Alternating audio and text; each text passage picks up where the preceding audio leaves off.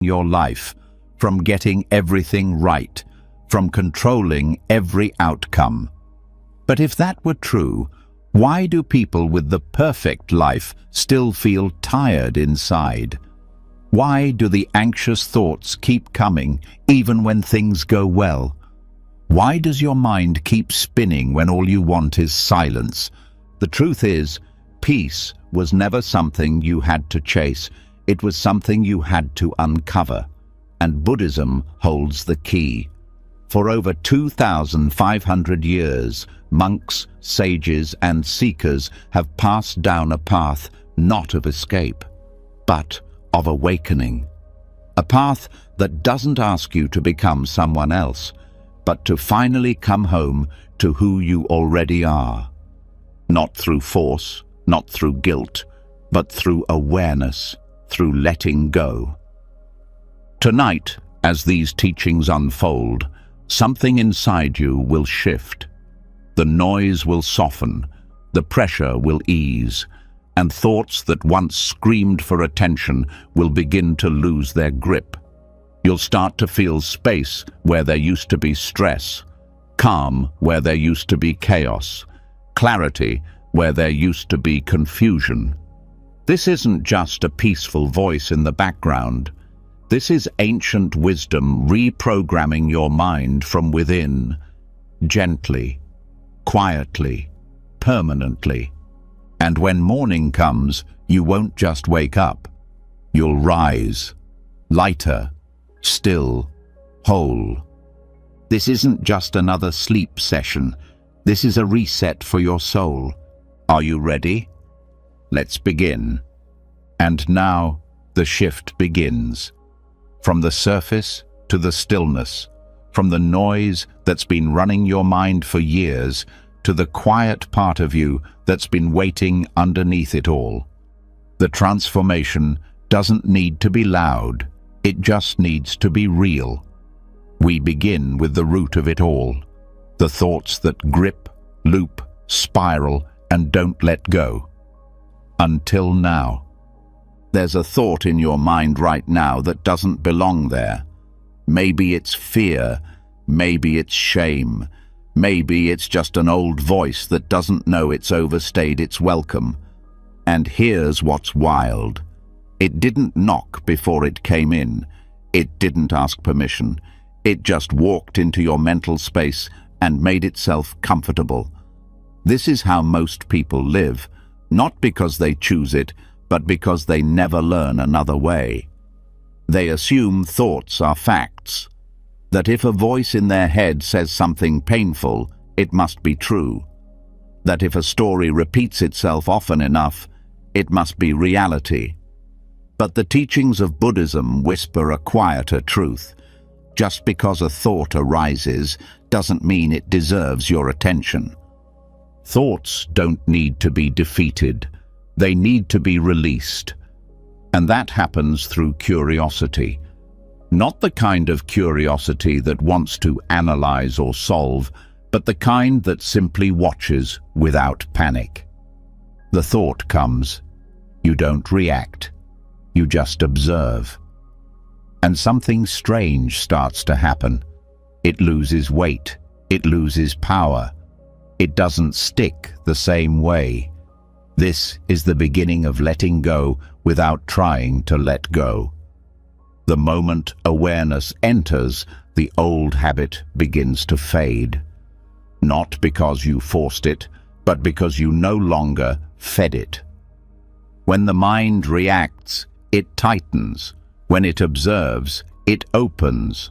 One path creates more tension, the other invites peace. And the key to choosing the second path is training yourself to pause before you respond. That pause is not emptiness, it's power. The space between the thought and your reaction is where peace is born. A thought only has life if it's given energy. Energy comes from identification. The moment you say, "This is mine," the moment you say, "This means something about me," you tie your peace to a storm. And storms don't ask for your comfort before they move through. They tear everything with them, unless you become the sky. The sky doesn't mind the weather. It allows every cloud to pass. It doesn't argue with thunder. It doesn't try to hold on to lightning. It just is. And in that being, there's no resistance. And without resistance, thoughts start to dissolve. They stop needing to shout. Because the only reason they shout is because someone inside is still listening like their truth. But thoughts are not truth.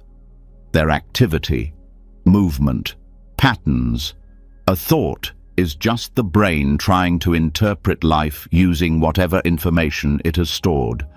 That means most thoughts are made out of old data, things you heard, felt, or feared years ago.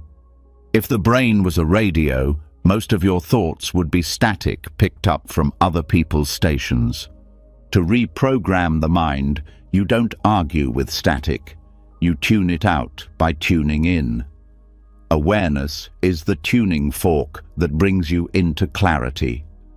When you practice witnessing your thoughts without labeling them, you weaken the grip of conditioning.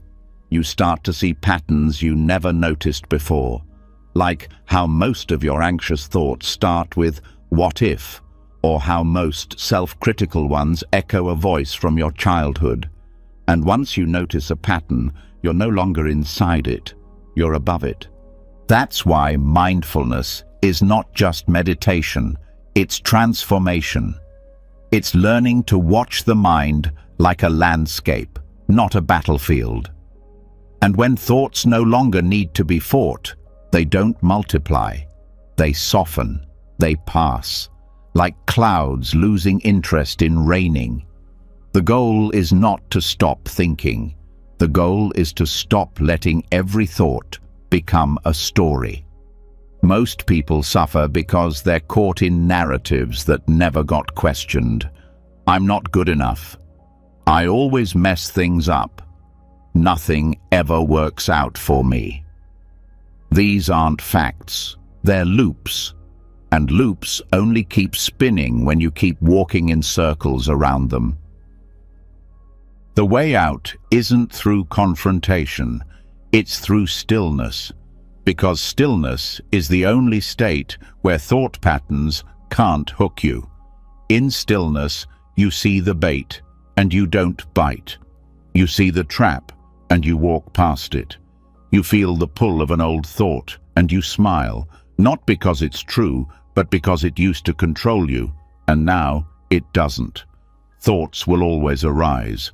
That's what minds do. The problem isn't the thought, it's the relationship with it. And relationships can be healed. When a thought shows up and you say, "I see you," it no longer has to fight for attention. That recognition is what it's craving. But when you give it that recognition without identification, it dissolves.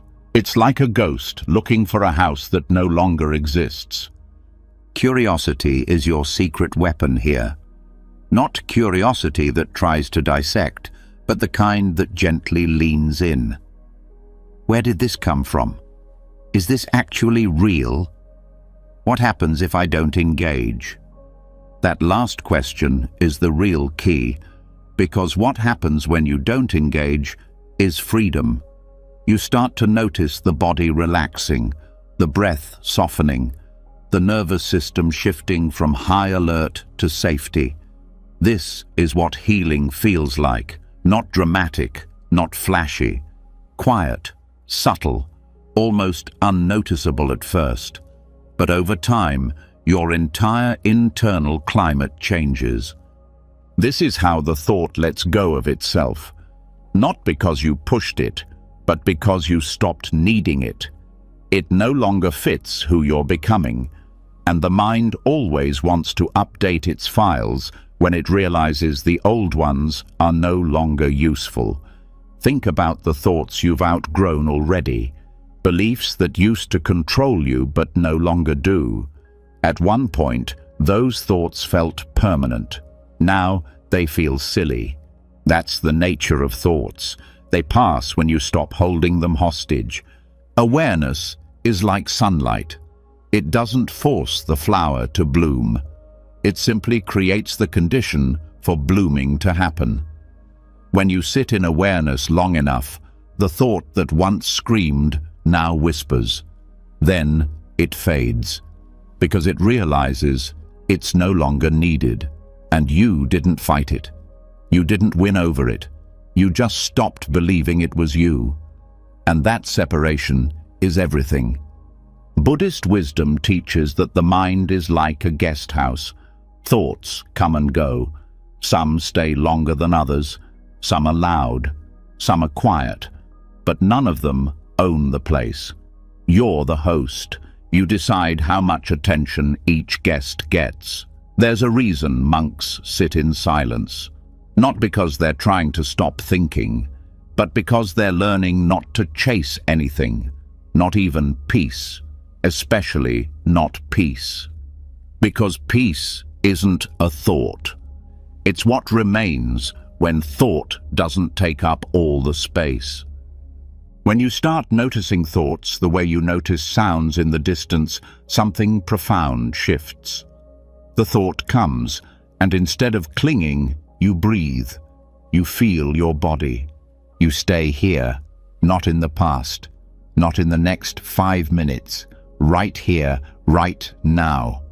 The thought starts to float, like a balloon, and you don't grab the string, you just watch it rise, and something in your body exhales for the first time in years.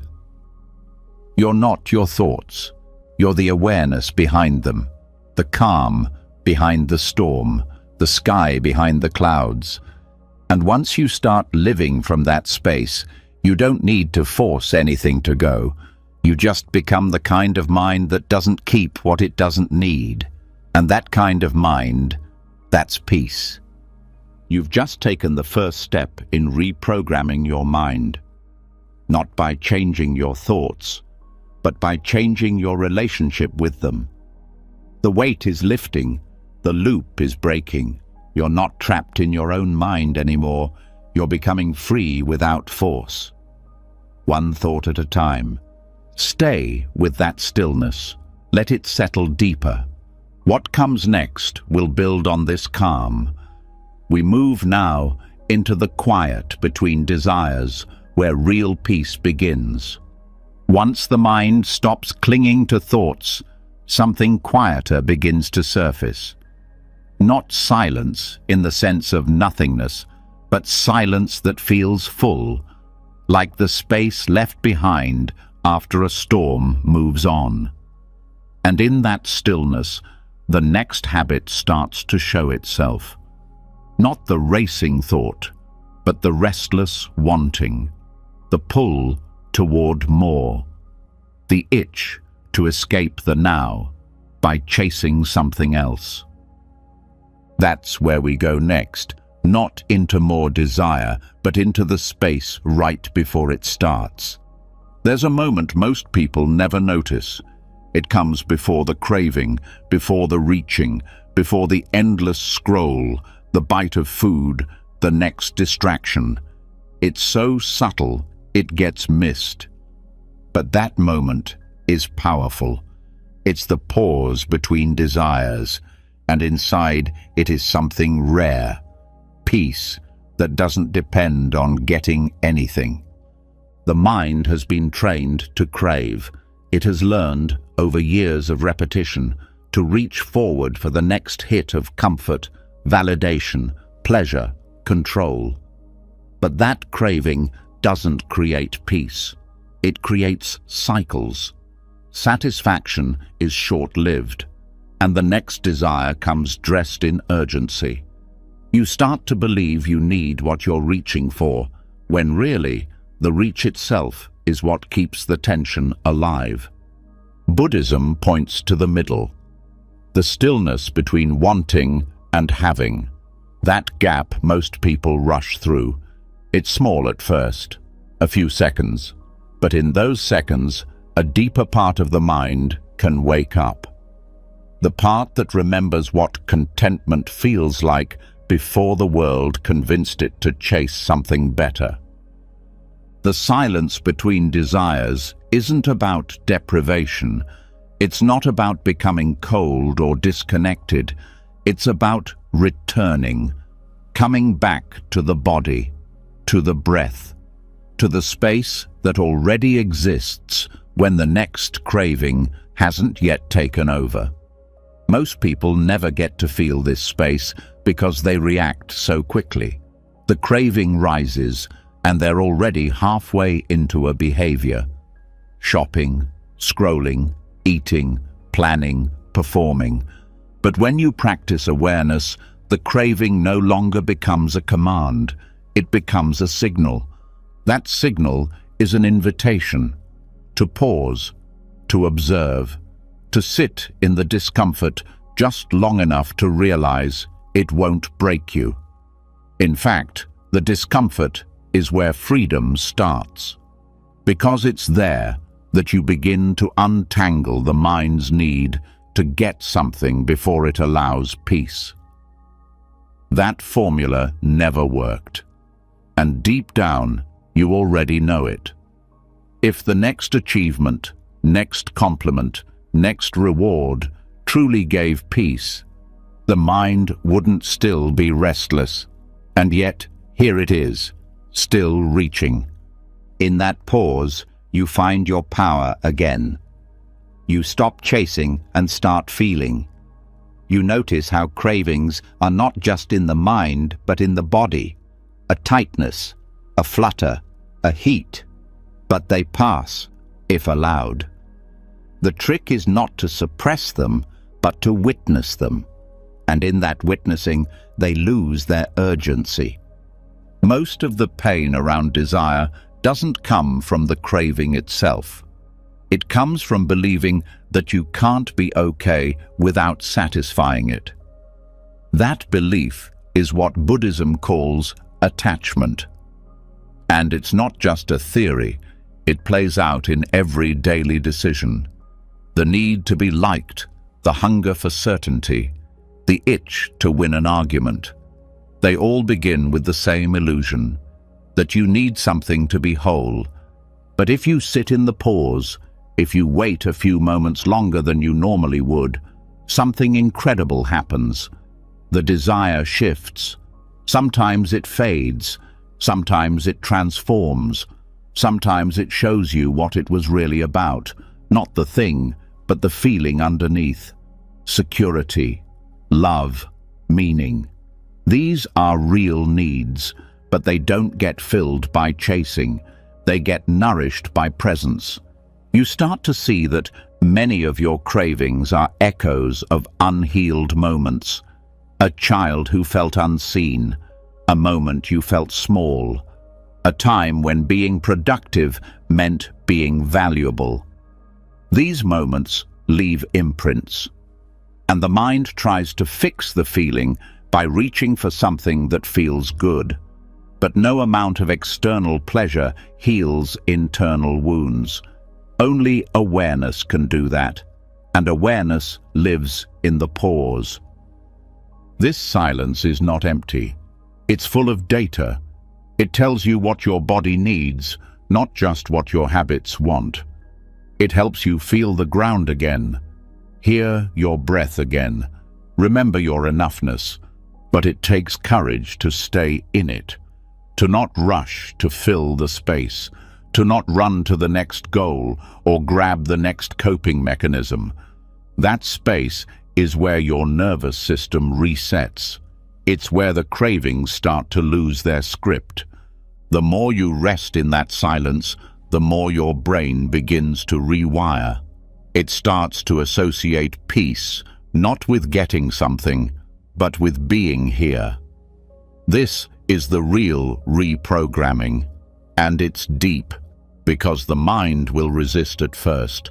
It will say you're wasting time, that you're missing out, that peace comes after the next fix. That's conditioning speaking, not truth. Buddhism doesn't say desires are bad. It says attachment to them is what causes suffering, and that suffering can be ended, but only when you learn to be still enough to notice the desire forming. If you can meet it there before it blooms into action, you have a choice, and that choice is where your liberation lives. Let's go even deeper. Desire often masks emotion. We reach for something because we're trying not to feel something else. Boredom, sadness, insecurity, anger. These emotions are uncomfortable, so the mind distracts. But the more you avoid the emotion, the more power it gains. When you sit in the silence between desires, you start to feel what you were avoiding. It may hurt at first, but it's honest. And honesty is the beginning of peace. The craving was never the problem. The avoidance was, and the silence gives you the space to face what was hidden. This is not about suffering on purpose. It's about reclaiming your ability to sit with life as it is, without editing it, without rushing through it, without needing it to be different before you feel okay. Think of the last time you got something you really wanted, a goal, a relationship, a reward. How long did the peace last? A few hours, a few days, and then what? The next craving came. This is the pattern. Satisfaction without awareness leads back to desire, but presence without chasing, that leads to stillness. Stillness is not the absence of desire, it's the freedom to not be controlled by it. That's a different life, a different nervous system, a different mind. You begin to feel grounded instead of pulled, present instead of distracted, calm instead of anxious. And it starts in that one moment. Right after a craving arises, before you act. That's where your power lives. The more you notice this space, the more it expands. What used to be 2 seconds becomes 5, then 10, then minutes where you feel complete without getting anything. That kind of peace can't be bought. It can only be remembered. And you don't need to go to a mountain to feel it. You just need to stay a little longer in the space most people run from. The space between wants, the stillness between decisions, the breath before action. That's where you meet the part of yourself that was never broken, just buried. This practice isn't about being perfect. You will still crave. You will still slip, but every time you return to the pause, you rewrite your patterns. The mind learns, the body softens, the loop weakens. You're no longer a servant to every impulse. You're becoming the observer, the chooser, the presence behind the desire. This is how reprogramming happens, not all at once, but gradually, through returning, through noticing, through feeling. Each pause is a step away from habit and a step toward healing. The silence between desires is sacred, not because it's rare, but because it's honest. It doesn't try to fix you, it reveals you, and what it reveals is that you are enough, not later, not when, now. The craving will tell you something is missing. The pause will remind you nothing ever was. That's why it's called peace, and that's why it's worth practicing.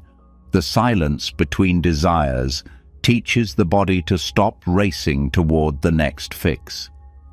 But even when craving slows, something deeper often stays beneath the surface, something harder to touch. The echo of old pain, the grip of memory, the way yesterday quietly stains today's peace without being noticed. When desire fades, what's often revealed is not emptiness, but history, the kind we didn't ask for, but still carry.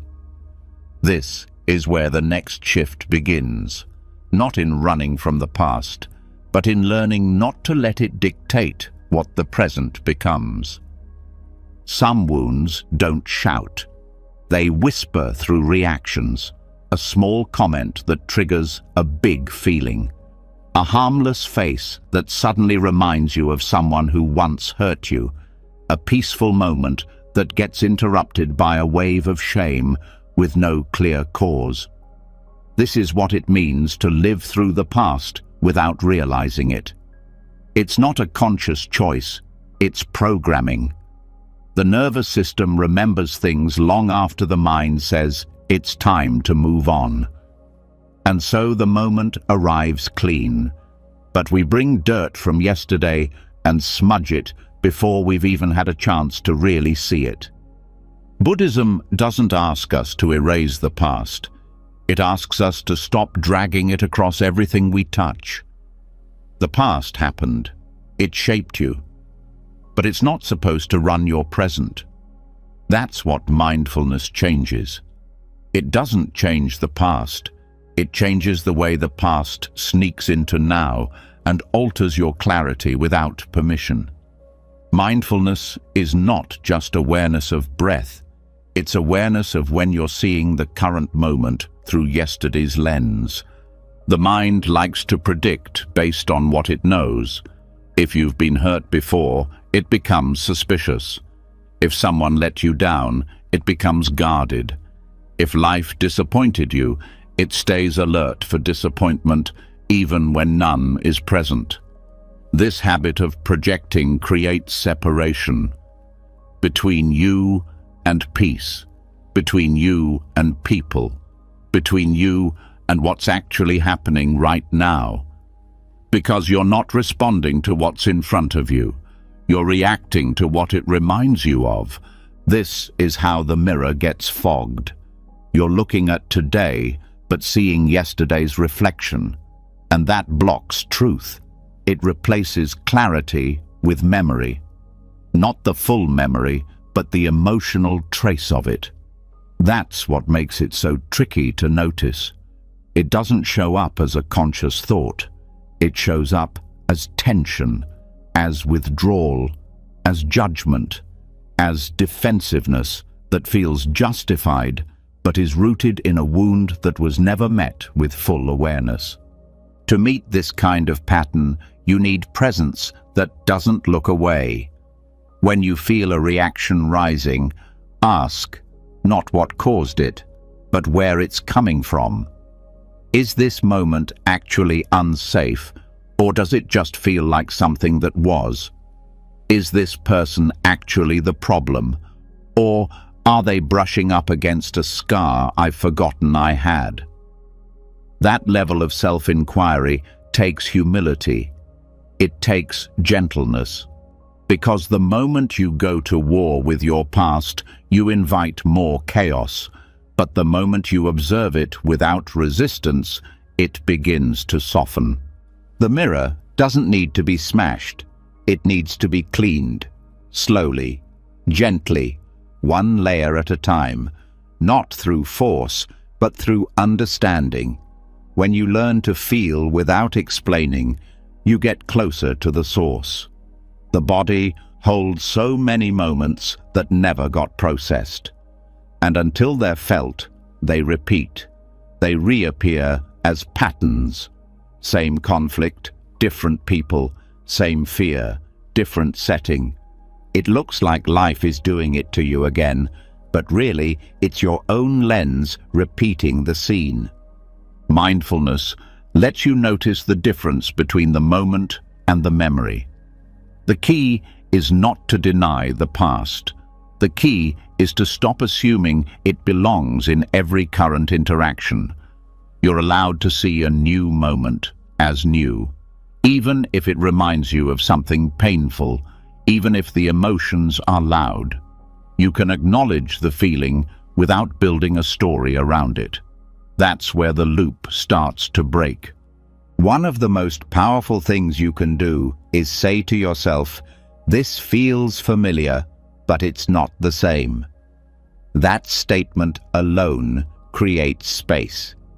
It interrupts the assumption that because it feels the same, it will end the same.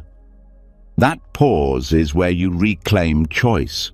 You're no longer acting out an old script. You're writing something new. This work is subtle but transformative, because once you start seeing people as they are, not as projections, you free them and you free yourself. You start listening without defending. You start noticing your body's cues before they explode into reaction. You start speaking from what's true now, not from what was true then. That's healing, not just emotionally, but neurologically.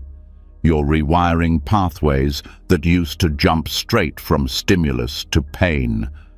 Now, there's awareness in between, and that awareness becomes your freedom. So what does it look like in real time? It looks like a moment when someone criticizes you and your body tenses, but instead of snapping back, you breathe and ask, what part of you feels threatened? It looks like hearing silence in a relationship, and instead of assuming abandonment, you observe the urge to panic and choose curiosity instead. It looks like making space between reaction and response. And in that space, peace starts to grow. Buddhism teaches that the mind is like water. When stirred, it gets murky. But when still, it reflects clearly. The past stirs the water. It brings emotional sediment to the surface. That's natural.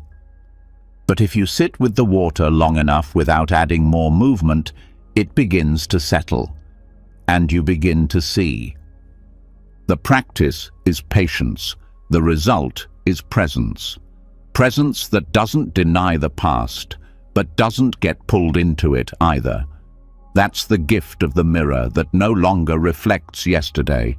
It sees now, just now, and in that, the moment becomes sacred again.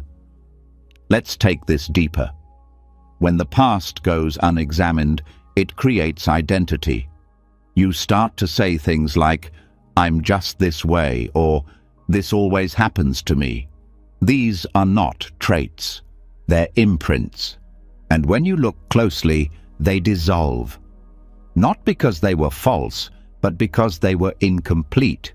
They were conclusions made in pain, and pain narrows perception. Healing widens it again. You stop living in defense mode. You stop looking for red flags in everything. You stop treating life like it's going to wound you the way it once did. And here's what's beautiful. You become more open, not less protected. Because protection was never the answer. Awareness was. The more you practice seeing the moment as it is, the more energy you recover. Because carrying the past into everything is exhausting. It keeps you braced. It keeps you tight. It steals your rest. Mindfulness gives that energy back. Not all at once, but breath by breath, reaction by reaction. Until eventually your nervous system starts to believe that it's safe to be here. Not because life is perfect, but because you're not forcing every moment to look like your worst memory. Even the brain changes. Neuroplasticity means that when you practice responding from awareness instead of reflex, new pathways form. Your brain literally starts expecting peace instead of threat. That's the mirror clearing. That's the old image being replaced with truth. And truth in the present is always quieter than the story. It doesn't shout. It doesn't justify. It just is. You'll know you're touching it when a moment arises, and you respond not with a conditioned fear, but with calm. Not because you planned it, but because you've trained your mind to stay here. You're not broken for having triggers. You're human.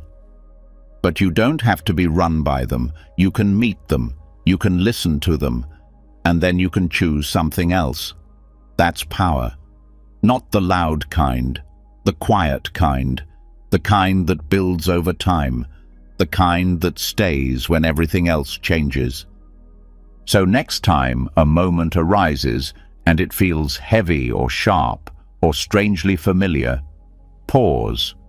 Ask, is this about now or is this about then? That question alone can break a pattern that's been looping for decades. And in that break, there's light. The kind of light that doesn't just shine on you, it shines through you. Because you've stopped dimming the present with a past that no longer belongs here. This is how the mind returns to peace, not by erasing its scars, but by no longer confusing them for truth. You are not your story. You are the awareness that sees the story, and that awareness has the power to choose what stays and what's released. So let the mirror reflect this moment, just this moment, and let that be enough. When the mirror of the mind is finally clear, something unexpected is often revealed. Not more peace at first, but an old voice, a familiar one, quiet but constant. It speaks in tone, in tension, in thoughts that say, not enough, never enough. It doesn't yell, but it's always there. That voice is not the past. It's what the past left behind, the inner critic, the one who judges before you even speak, the one who turns peace into pressure. This is where we go now, not to fight that voice, but to meet it differently, gently, fully, because the whisper that calms the judge is not louder, it's kinder. Every person carries an internal dialogue. Some of it is useful. It helps make decisions, check priorities, recall what matters. But for many, that voice turns on itself. It starts to attack instead of support. It compares, it doubts, it scolds. It turns every mistake into proof of failure, every vulnerability into a flaw. Over time, that voice becomes so normal that most people don't even notice it anymore. It just blends into the background like an old habit. But that habit is heavy. It drains joy. It erodes self-trust. It keeps the nervous system in a state of tension, even when nothing's wrong. Buddhist practice teaches that suffering is not just what happens to us, it's how we relate to what happens. The inner critic is a relationship, and it's one that's been conditioned through years of unmet needs, early punishments, high expectations, cultural messages, and emotional confusion. That voice didn't start with cruelty, it started with fear. Fear of rejection, fear of unworthiness, fear that love is something to earn, and so it became a strategy. If I judge myself first, I'll be safe from being judged by others. But the strategy becomes the prison. The very voice that was supposed to protect ends up becoming the source of suffering. So what do? Not silence it, not scream back at it, not cover it with fake positivity. Buddhism offers something better, compassion, not as a concept, but as a direct experience. Compassion isn't passive, it's powerful. It sees clearly and responds gently. It recognizes pain and doesn't turn away. When applied to the inner critic, compassion becomes a new language, one the nervous system hasn't heard in years. Start by noticing the voice, not just what it says, but how it says it. Is it harsh? Is it fast?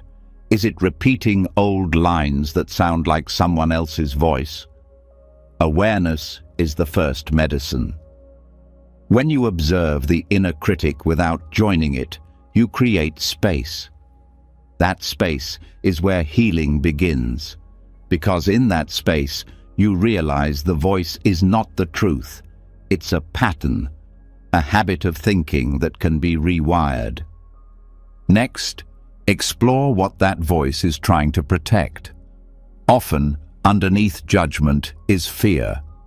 The critic says, "You're lazy," when it really means, "I'm scared you'll fail." It says, "You're not lovable," when it fears rejection. When you stop believing the words and start listening to the emotion underneath, the voice begins to soften. It no longer feels like an enemy. It feels like a wounded part of you asking for help in the only language it knows. That's where compassion steps in. Instead of arguing with the critic or pushing it away, you meet it like you would meet a scared child. With patience, with kindness, you begin to respond with gentle truth. Not flattery, not ego, just kindness that's grounded in reality. When the voice says, "You messed everything up," you respond with, "I did my best with what I knew then." When it says, "No one will understand you," you say, "I'm allowed to be seen, even if not everyone agrees." These statements rewire the internal narrative. Slowly, consistently, they teach the brain a new way to interpret failure, vulnerability, and growth. One of the most powerful teachings in Buddhism is metta, loving kindness. It's not about making everything pretty, it's about meeting suffering with softness. When you practice metta for yourself, you're not being selfish, you're healing the root, because a harsh mind cannot create a peaceful life. The way you speak to yourself shapes every interaction. It colors how you treat others. It affects your choices, your boundaries, your creativity, your courage. A mind soaked in judgment becomes tense, reactive, closed. A mind bathed in compassion becomes resilient, open, calm. That shift doesn't happen overnight, but it begins the moment you stop agreeing with cruelty, even when it's coming from your own thoughts, especially then. You may ask, how do I know if it's my intuition or just the critic? That's a good question. Intuition feels clear and calm, even when it's firm. The critic feels tight and sharp. Intuition guides. The critic punishes. When you learn the difference, you begin to trust yourself again. You begin to follow inner wisdom instead of fear. That's a major shift. Because once you trust yourself, the critic loses its power. Its warnings stop sounding like truth and start sounding like echoes from an old system that no longer fits your life. Some people think self-compassion makes you weak, that it lowers standards or makes excuses. But the opposite is true.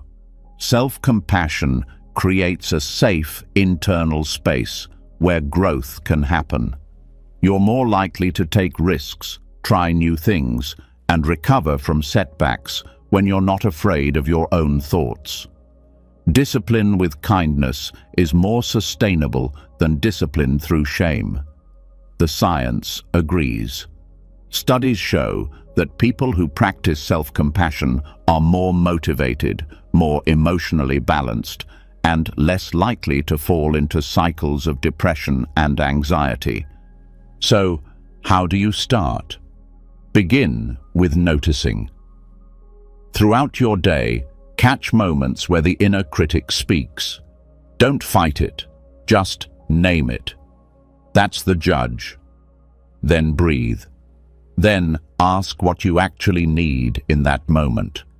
Maybe it's rest, maybe it's support, maybe it's permission to not be perfect. Then respond with a whisper. a phrase that calms instead of cuts. I hear you. I'm safe. I'm growing. This may feel strange at first. That's okay. You're not just changing words, you're changing a whole nervous system, a whole history of responses. But every gentle thought is a step toward peace. Every kind word is a brick in the foundation of a softer, stronger mind. And as the inner critic softens, something else rises. Gentle thinking. Not passive, not vague, but clear thinking that doesn't need to be harsh to be honest. Thoughts that correct without cutting. Thoughts that guide without gripping. This is the mind returning to its natural rhythm, one not distorted by shame, but shaped by understanding. You begin to notice when you're being unfair to yourself. You pause before spiraling. You catch the judgment before it lands. You replace it not with denial, but with truth, delivered in a way that your heart can hold. That's transformation. Not loud, not instant, but real. You're building a mind that can hold itself, that can witness struggle without making it mean failure, that can meet insecurity without collapsing, that can walk through the world with quiet confidence, rooted not in perfection, but in self-respect. And when that mind meets others, something beautiful happens. You become safer for the people around you. You stop judging as much. You start listening more. You stop assuming the worst in others because you've stopped assuming the worst in yourself. The inner critic doesn't just affect you, it affects your whole world. So when you soften that voice, the world around you softens too. This is not the same as losing standards. This is rising from a place of wisdom instead of war. The whisper that calms the judge is not weak. It's the voice of healing. It knows what you've carried. It knows what you've tried. And it's here to say, that's enough. You are enough. From this space, decisions are clearer. Relationships are healthier. Challenges are less overwhelming. You don't just survive your mind, you lead it. You become the steady center, the one who walks through storms without adding wind. You may still hear the critic sometimes, but it won't be in charge anymore. It won't define your worth. It won't be the final word. Because now there's a stronger voice within, a quieter one, a wiser one, the one that says, even now, you're still whole. Stay with that voice. Let it speak. As the inner critic begins to soften, as gentle thinking starts to take its rightful place, something else becomes visible, something even quieter. It's not a thought, not yet. It's the space just before one forms, the calm right before the noise, the soft presence that lives between awareness and reaction. And in this space, there's a rare kind of freedom, one most people never experience because they're always a few seconds too late. That's where we go now, not into what the mind thinks, but into what it does before thinking begins. There's a subtle moment just before thought enters, a microsecond of stillness. Most miss it. They wake up already reacting. They speak already defending. They act already driven by patterns they don't remember choosing. But when the mind learns to pause before it moves, something ancient starts to return, a kind of wisdom that doesn't need to prove itself, a calm that doesn't need permission. This is the thought that bows before arising, and when it does, everything changes. The usual habit is to react, to live in reflex. A sound, a word, a sensation. Anything can trigger a chain of thoughts before awareness even arrives. But Buddhism points to something different. It doesn't just teach how to respond better, it teaches how to see the impulse before it becomes action, to witness the thought before it hijacks the nervous system. That's where power begins, not after the thought is already speaking, but just before. This space is where mental freedom lives. Not the kind that feels like control, the kind that feels like presence. The body knows when it's there. The breath slows, the muscles loosen, the eyes stop scanning. You're not racing to interpret. You're resting in awareness. And in that rest, the mind begins to bow, not in submission, but in respect. It's no longer barging in with assumptions. It's waiting, listening, yielding to the stillness it once tried to escape. To train this awareness takes more than effort. It takes receptivity. You're not trying to stop the mind from thinking. You're allowing it to notice the moment right before thinking takes shape. It's like watching a ripple begin to form on still water and choosing not to throw another stone. That choice is subtle, but it rewires everything. The way thoughts usually form is through momentum. One arises, then another, then another. Before long, a full narrative is running. But when you break that chain at the start, the momentum weakens. The story doesn't build. The body doesn't follow. You remain in clarity. This is not suppression. It's attention. You're not holding thoughts back. You're noticing their beginning and choosing not to let them take over. Meditation teaches this directly, not just as sitting still, but as returning to the exact moment where thought begins and deciding whether to follow it. That decision, repeated over time, creates space, and space is everything. Because in that space, you remember you have a choice, not just about what to think, but whether thinking is even needed. Some thoughts are useful. Most are not. Most are habits. Reactions dressed up as reasoning. Old loops pretending to be insight. But when you pause before thought forms, you see that clearly. You begin to sense the difference between true guidance and conditioned reflex. That awareness doesn't just improve the mind, it purifies it. It removes the clutter that never belonged. The moment before thought also reveals something else, the emotional state behind the thought. Most thoughts don't arise randomly. They rise out of feeling. A tense body breeds anxious thoughts. A hurt heart breeds defensive ones. When you pause before the thought, you can feel the emotion instead of escaping into a story about it. And that's where the real healing begins. You're no longer explaining your pain, you're meeting it.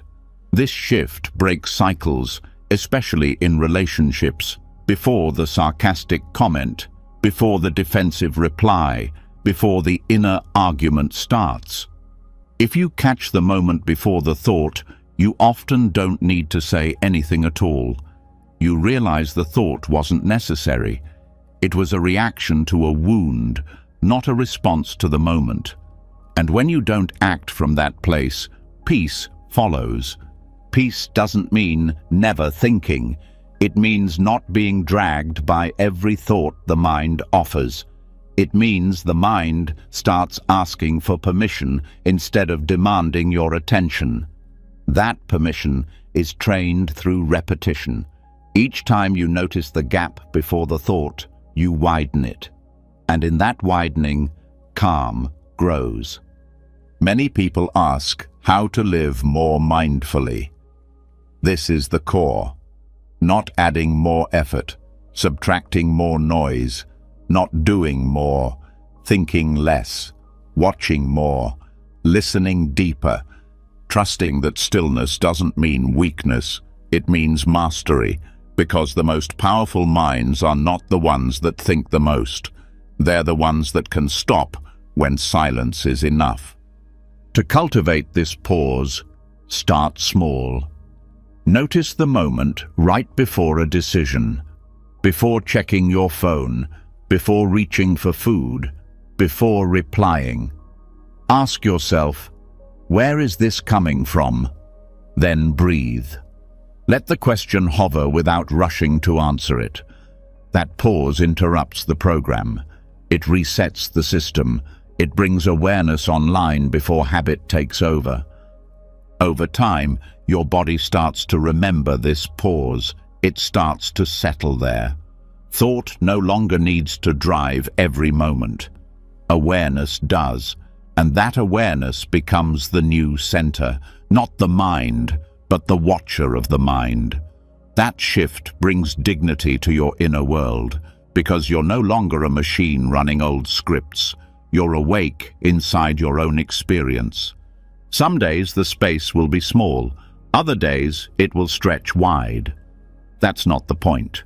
The point is consistency. The more often you return to the moment before thought, the easier it is to stay there. You begin to prefer it. Not because you're avoiding life, but because you're finally living it without interference, without constant commentary, without the background noise of shoulds and comparisons and predictions. This is how true mental power returns, not by adding force, but by removing friction. The thought that bows before arising is not a weak thought. It's a wise one. It's not silent out of fear. It's silent out of clarity, because it knows when to speak and when to stay still. That kind of mind is rare, but it's trainable. And it starts with noticing what most never notice, the beginning. Thoughts have always seemed like the start, but they're not. Awareness is. And when awareness leads, thought follows with humility. It serves instead of controls. That's the transformation. That's the freedom. So stay here, in the pause. Let the thought rise and let it bow.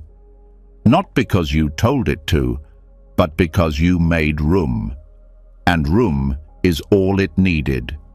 When the mind learns to pause before it thinks, space opens up. In that space, something powerful begins to move. Not a thought, not a word, but the breath. And not just as a physical act of staying alive, but as a quiet teacher that's been there since the beginning. The breath doesn't explain, it doesn't argue, it doesn't remember the past or worry about what comes next. It just moves. And in that movement is the medicine so many have searched for in all the wrong places. This is where the real unlearning begins, not by adding more knowledge, but by letting the breath undo what the mind was never meant to carry alone. Most people breathe to survive. They take air in and out without thinking. But in Buddhist practice, the breath is not just a function, it's a doorway, a guide, a direct path back to the body, and more importantly, back to the parts of the self that have been buried under years of tension, shame, pressure, and fear. Every painful experience leaves a residue. That residue isn't always stored in memory. It's stored in muscle, in posture, in how the breath moves through the ribs or stops short at the chest. The body remembers what the mind forgets, and the breath knows how to reach those places no thought can touch. The first thing suffering does is tighten the breath. A child who feels unsafe holds their breath. An adult who feels judged breathes in short bursts. A person overwhelmed by failure starts to breathe from their throat instead of their belly. Over time, these patterns become normal. The body adapts to pain by shrinking, but peace doesn't live in that kind of breathing. It lives in the breath that returns to fullness, that moves through the whole body like a tide, that enters without fear and leaves without force. That's the breath that unlearns suffering, not just as a concept, but as a physical reality. To understand how breathing changes the mind, you have to feel what happens when it softens the body. When you take a full, slow breath, the nervous system gets a signal that it's safe. And when the nervous system feels safe, the mind stops defending. Thoughts lose urgency. Reactions slow down. The heart rate shifts. Cortisol lowers. This isn't metaphor. It's biology. And it's sacred. When you breathe deeply and with attention, old habits start to loosen. The subconscious, which holds all the scripts you didn't choose, like how to please, how to fear, how to disappear, begins to let go, because it realizes it no longer has to protect. The breath creates an inner signal that says, "We're not in danger anymore." That's the message your body has been waiting to hear. But here's the part most people miss. The breath doesn't work like a machine. You can't use it like a trick. You have to meet it. Let it guide you instead of trying to control it. That means listening to how it moves when you're sad, how it shortens when you lie, how it deepens when you tell the truth. The breath tells you where the pain lives, not to judge it, but to understand it. Sometimes the breath will tremble. That's okay. It's touching something the mind buried. Let it. That trembling is not weakness. It's the body remembering how to feel safely again. The breath doesn't need to be perfect. It just needs to be present. And through that presence, emotional tension starts to release. Not by force, but by being met with softness. Inherited tension runs deep. Maybe it came from family patterns. Maybe it came from watching others struggle. Maybe it came from a culture that only values speed, success, or silence. Wherever it came from, it ends where the breath begins, because breathing retrains the body to feel without shutting down, to stay open in moments that used to feel like threats, to process without performance. It doesn't erase pain, but it lets pain pass. This practice is subtle. You won't always feel the shift instantly, but over time, something starts to change. You get angry, and instead of snapping, you breathe. You get overwhelmed, and instead of freezing, you exhale. You walk into a moment that once triggered shame, and your shoulders stay relaxed. That's what unlearning looks like. It's not dramatic. It's steady. It's cellular. Every time you choose to breathe with presence, you undo a little more of the conditioning, the belief that love must be earned, that stillness is laziness, that you have to be strong all the time. These beliefs are not just mental, they're embedded in how you breathe, and every breath that breaks those patterns becomes a step toward freedom. There is no final breath that heals everything, but there is a breath that begins, and another that continues, and another that stays, until the space inside you feels like home again. Not because you changed everything, but because you stopped leaving yourself every time discomfort showed up. Buddhism teaches the breath as an anchor, not to hold you down, but to hold you steady. When your thoughts are scattered, the breath says, "Come back." When your emotions spiral, the breath says, "Stay close." When fear rises, the breath says, "We're here now." That rhythm creates trust, not in the world, but in yourself. And when you trust your breath, you don't need to chase peace. You realize it's already here, under the noise. That noise may still try to rise, but now you have something deeper than noise. You have presence. You have a rhythm that can't be taken from you. You have a way to meet yourself that doesn't depend on anything external. In Buddhist meditation, breathing is often the first lesson, but it's also the last, because everything comes back to it. The breath is your original teacher. It was there before the words, before the trauma, before the beliefs, and it will be there long after the thoughts fade. To breathe consciously is to return to the part of you that was never damaged, just buried. Some breaths will feel shallow. Others will feel like they open something ancient. That's part of the process.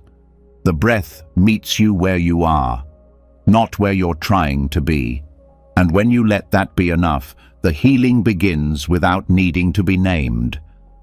Let the breath show you what's ready to leave. Let it show you where you hold, where you rush, where you hide, and let it teach you how to stay.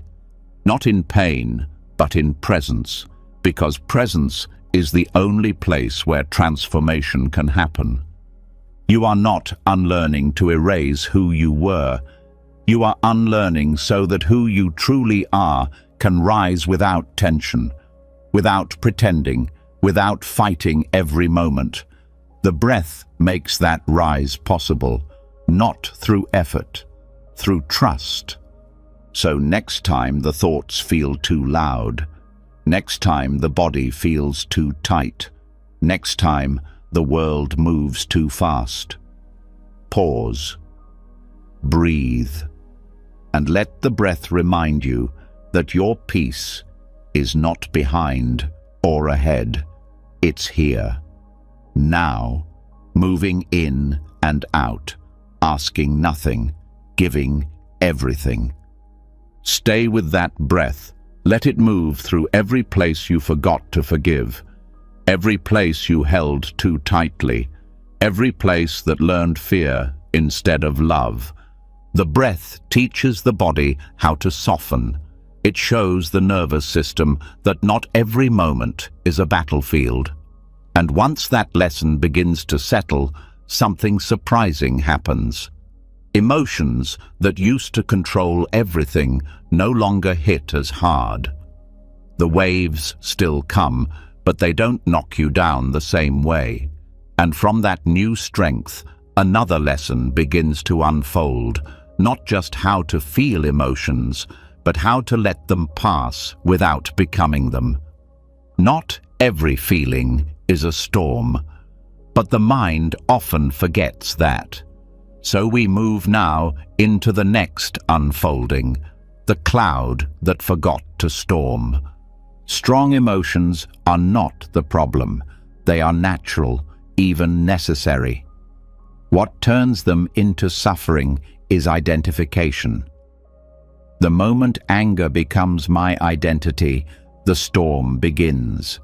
The moment sadness becomes my truth, the thunder rolls. But the cloud does not have to rain. It can pass.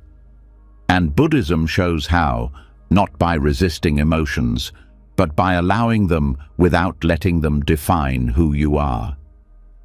The key is attention without attachment. Most people get pulled into emotions because they believe them. A flash of anger appears and the mind reacts. It builds a story, a defense, a justification. Before long, a full emotional structure has formed and the body is bracing for conflict. But what if the anger had just been seen, not followed? What if it had been met the way you meet a cloud in the sky, noticeable but not personal? This shift is small but powerful. You go from being the storm to watching it. You go from riding the emotion to witnessing it. And in that witnessing, something dissolves. The heat fades faster. The stories lose their grip. The nervous system stays grounded, not because the feeling is gone, but because you didn't build a house for it to live in. Let's look at how emotional escalation usually happens. It starts with a trigger. Something touches an old pain or creates discomfort. That spark ignites a reaction. The reaction becomes a judgment. The judgment becomes a narrative. That narrative fuels more emotion. And now the original feeling has turned into a fire. But none of that had to happen. The initial spark wasn't the issue. It was everything that came after. Buddhism calls this the second arrow. The first arrow is pain. The second is the story we tell about the pain. That second arrow is where the suffering hides. When you learn to stop at the first arrow, the pain can be felt without escalation. Sadness can be held without drowning in it. Anger can rise and fall without turning into destruction. Fear can pass through without shrinking your life. Emotions are like weather. They move, they shift, they clear. But when we identify with them, we trap them. We freeze them in place with thought. We replay them in memory. We rehearse them through reaction. And they stay longer than they need to. Allowing emotion to pass is not the same as avoiding it. It means feeling it fully without trying to change it or make it mean something about you. When frustration rises, you don't need to say, "I'm a bad person." You just say, "This is frustration." You breathe into it. You feel it in your body. You notice its texture. You let it move without adding fuel. That's how a cloud forgets to storm. The breath plays a role here too. It anchors you while the emotion moves. Instead of tightening, you breathe deeper. Instead of speeding up, you slow down. You stop trying to control the emotion and start allowing it to pass through. This is how the nervous system unlearns the habit of panic. It learns that a strong emotion doesn't mean danger. It just means energy moving through.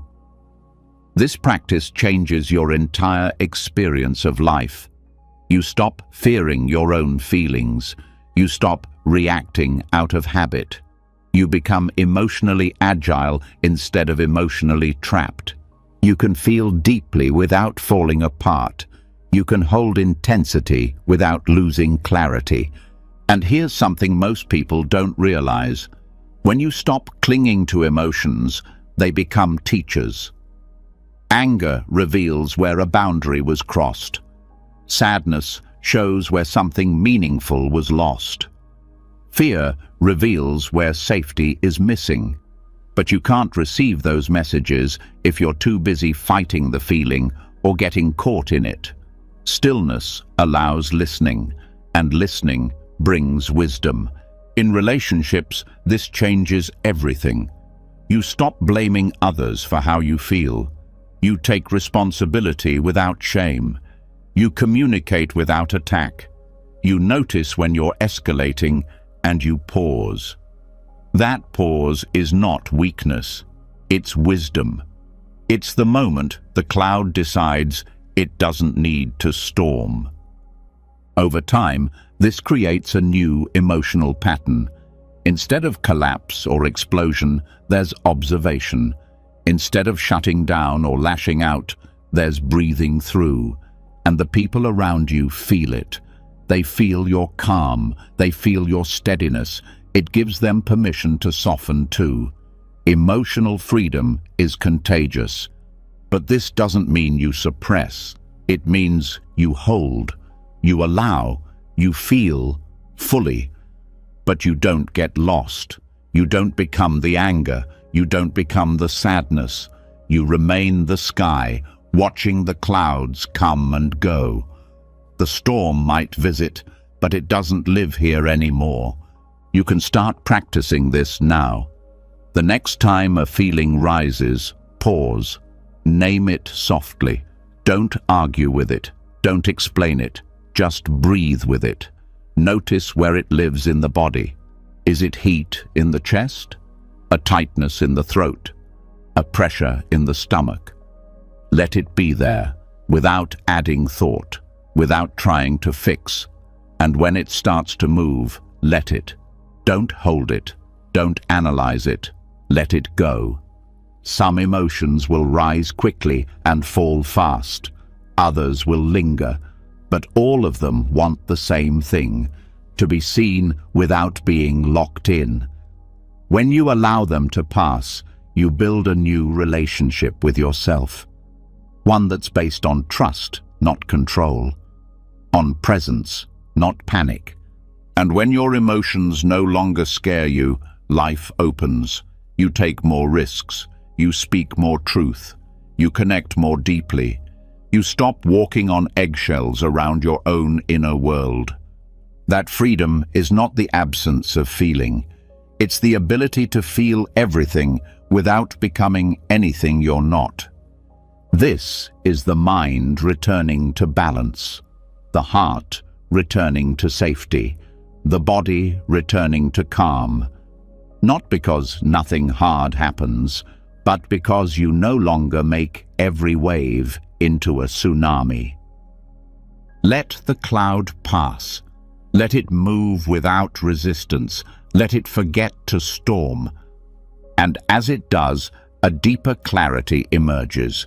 When emotions are no longer treated as storms, the mind begins to relax. It stops bracing for impact. It stops assuming that every wave will turn into chaos. In that calm, something even deeper reveals itself, not just a passing feeling, but a constant hunger. Not for food, not for comfort, but for more. More success, more validation, more improvement. It's quiet, but it's always there. The chase, the voice that whispers, "This isn't enough." Even when everything seems okay, it lingers. The next lesson begins right there, in the moment where the craving has nothing left to cling to, the space where the cup was already full. The craving reflex is subtle. It doesn't always scream. It shows up as a restless scroll through your phone, as the need to prove your worth in a conversation, as the discomfort in just sitting still without checking something. It feels like movement, but it's emptiness disguised as urgency. And Buddhism speaks directly to this, not by removing desire altogether, but by showing how to stop being ruled by it. The mind is trained from early on to believe that happiness is a destination, that peace is a reward, that worth is something to earn. This training is reinforced everywhere, in school systems that measure you, in jobs that rank you, in cultures that reward endless achievement. Over time, you start to believe that who you are isn't enough, that you must be doing, fixing, improving. Even rest becomes something to earn, and stillness starts to feel like laziness. But deep down, that's not truth. That's programming. The cup is full. But the mind was taught to look past it, to assume something is missing. That assumption fuels endless craving. And craving doesn't just want pleasure, it wants distraction. It wants relief. It wants a future where everything is solved, but that future never arrives. It keeps moving farther away, because the craving isn't satisfied by fulfillment. It's satisfied by wanting. It feeds on the idea that peace comes next, later, after. This is the trap that mindfulness breaks, not by shaming desire, but by seeing through it. You don't need to stop having goals or wanting to grow, but when that wanting turns into your identity, suffering follows. You stop feeling the moment. You miss the breath. You lose the beauty that's already in your hands. And your nervous system gets stuck in alert mode, always preparing, always pushing, never settling. Training the mind to rest begins with awareness. You start to notice when the craving arises. You catch it in the small moments, the itch to check, the pull to buy, the impulse to say yes when you mean no. These are not random. They are signals, clues that the mind doesn't feel safe in stillness, that it's been taught to equate enoughness with stagnation. But presence is not stagnation. It's richness. It's the part of life that never arrives tomorrow, because it's always here now.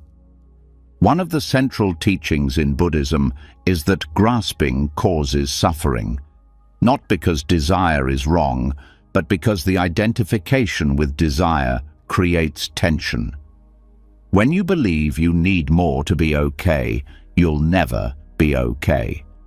No matter how much you achieve, the mind will find a new problem, a new hunger, a new measurement. That's how craving works. It disguises itself as ambition, but it's rooted in fear, the fear that right now is not enough. So how do you undo this reflex? First, by slowing down, by practicing pausing before reaching, sitting before reacting, listening before deciding. These small shifts interrupt the craving loop. They show the nervous system that it can feel satisfaction without stimulation, that it can rest without being punished. This takes time. It takes repetition. But each moment you choose stillness over chasing, the loop weakens. Meditation helps, not because it makes you stop thinking, but because it shows you the thoughts you usually obey. You begin to hear the craving before it becomes action. Check your phone. Fix this now. Make it better. But in meditation, you don't follow. You breathe, you sit, and the craving starts to lose its script. That's not failure. That's rewiring. But this isn't only about stillness.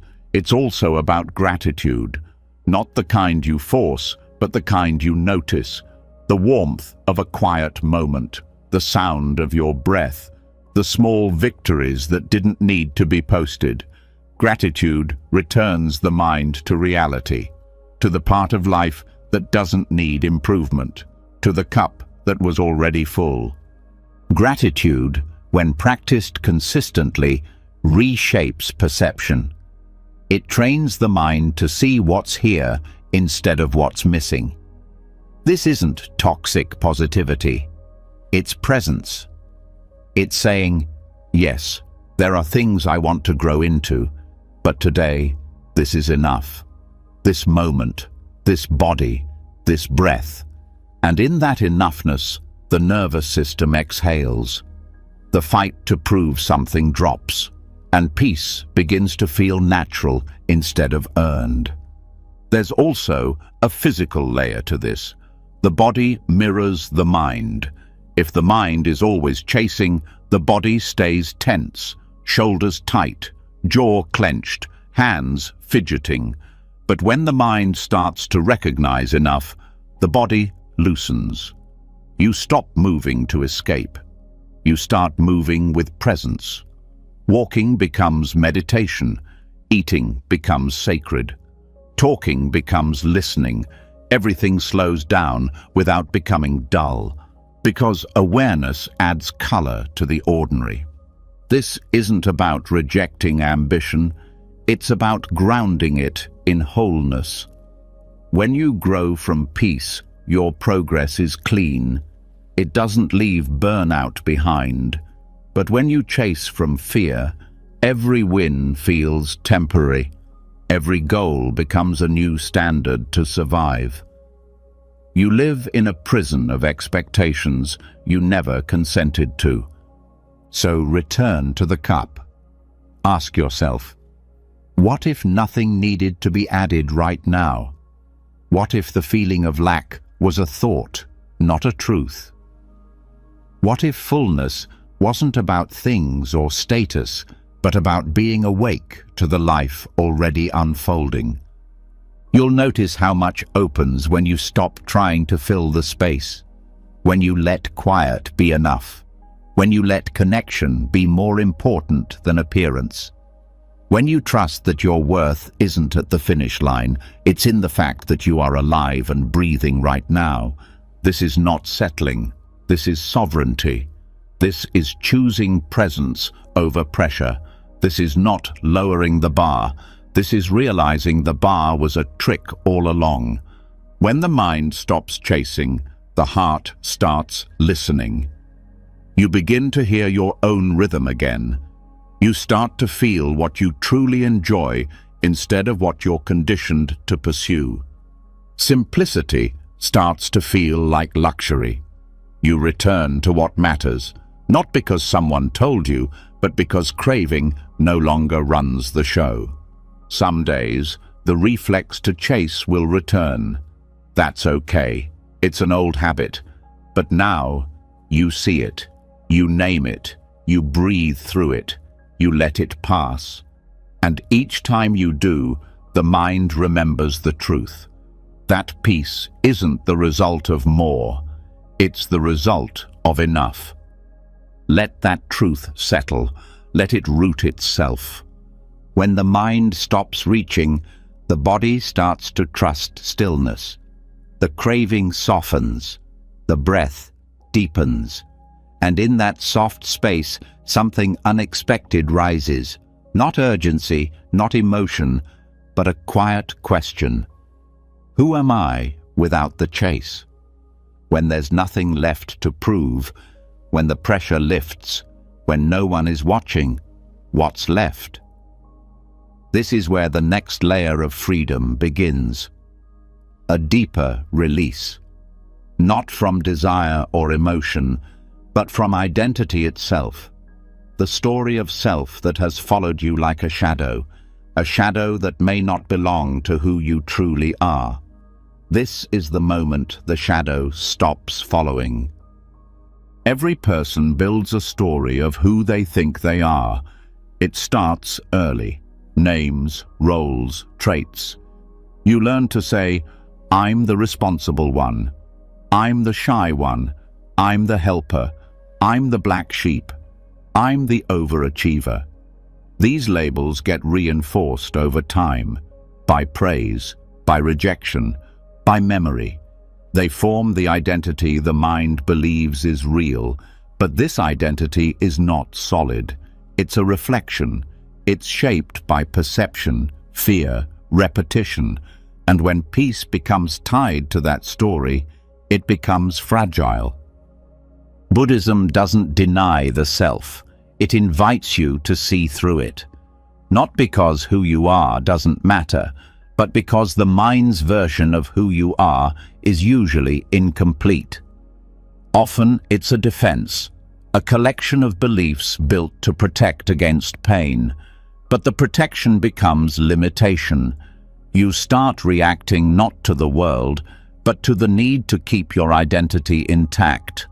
The strongest suffering happens when identity is threatened, when the image you've built starts to crack, when the role you've clung to doesn't fit anymore. That's when fear rises, not because you're in danger, but because the story is, and the mind doesn't know the difference. This is why people stay in roles that hurt them, why they cling to being right, why they fear change even when they're miserable. Because to let go of the story feels like losing yourself, but in truth, you're not losing anything real. You're letting go of the costume. And underneath that costume is someone more whole than the mind can imagine. The practice begins with noticing the story, the way you describe yourself, the things you say without question. I'm just like this. I can't do that. This is who I am. Pause there. Who gave you that script? Did it come from a moment of truth or a moment of fear? Is it a reflection of freedom or a reaction to trauma? Most identities are born in reaction, to please, to survive, to fit in, and those strategies may have helped once, but now they're habits. And habits can be released, not by attacking them, but by seeing them clearly. Awareness loosens the grip. You begin to realize that you are not your role, you are not your job, you are not your past, you are not the voice that compares, defends, or explains. You are the one who notices all of that. And that noticing is your true identity, not a fixed image, but a fluid awareness. This shift is not easy, because the ego wants control. It wants to know who it is. It wants certainty. But Buddhism teaches that the self is impermanent, ever-changing.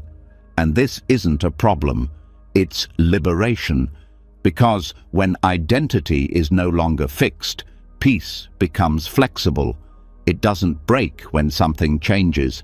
It adapts. It flows. Think about how much suffering comes from clinging to being someone. The successful one, the strong one, the victim, the healer, the one who never fails, the one who always needs help. These labels create pressure. They limit growth, they trap potential, but when the labels dissolve, new possibilities open. You start to act from presence instead of personality. You respond to life as it is, not as the version of you the world expects. And that response is more authentic than any role, because it comes from now, not from history. This kind of detachment doesn't make you less human, it makes you more real. You laugh easier, you listen better, you stop defending your image, you start connecting from the core, and people feel it. They relax around you, because they sense you're not performing, you're just being. There will be moments when the shadow tries to return, when old stories whisper in your ear, when the mind says, "Don't forget who you are." But now you pause. You smile. You remember that who you are cannot be reduced to a sentence. You are not a story. You are a silence that watches stories come and go. This awareness changes how you handle conflict. Instead of reacting to protect your image, you respond from clarity.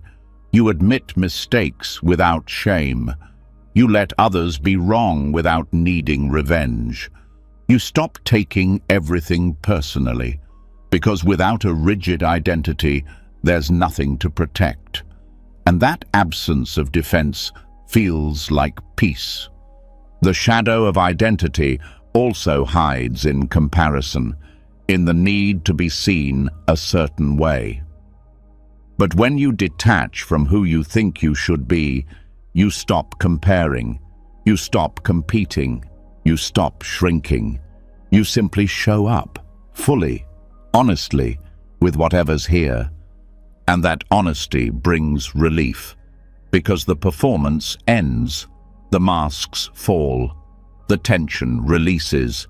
You no longer carry the weight of being someone, you just are. Meditation supports this shift. not because it tells you who you are, but because it shows you what you're not. In silence, the roles fade, the mental chatter loses volume, and what remains is awareness, clear, present, free. From this place, life feels lighter, not because it's easy, but because you're no longer resisting it through the lens of identity. You experience life directly, not through the story of me, but through the openness of now. Letting go of identity doesn't mean you disappear. It means you return to something deeper than the role, to something softer than the armor, to something truer than the story. And in that return, the shadow that once followed you everywhere begins to dissolve. Because now you don't need to be someone, you're already whole. When identity loosens its grip, when the shadow of who you thought you had to be begins to dissolve, the mind doesn't go silent right away. In fact, something else often shows up more loudly: the thinking.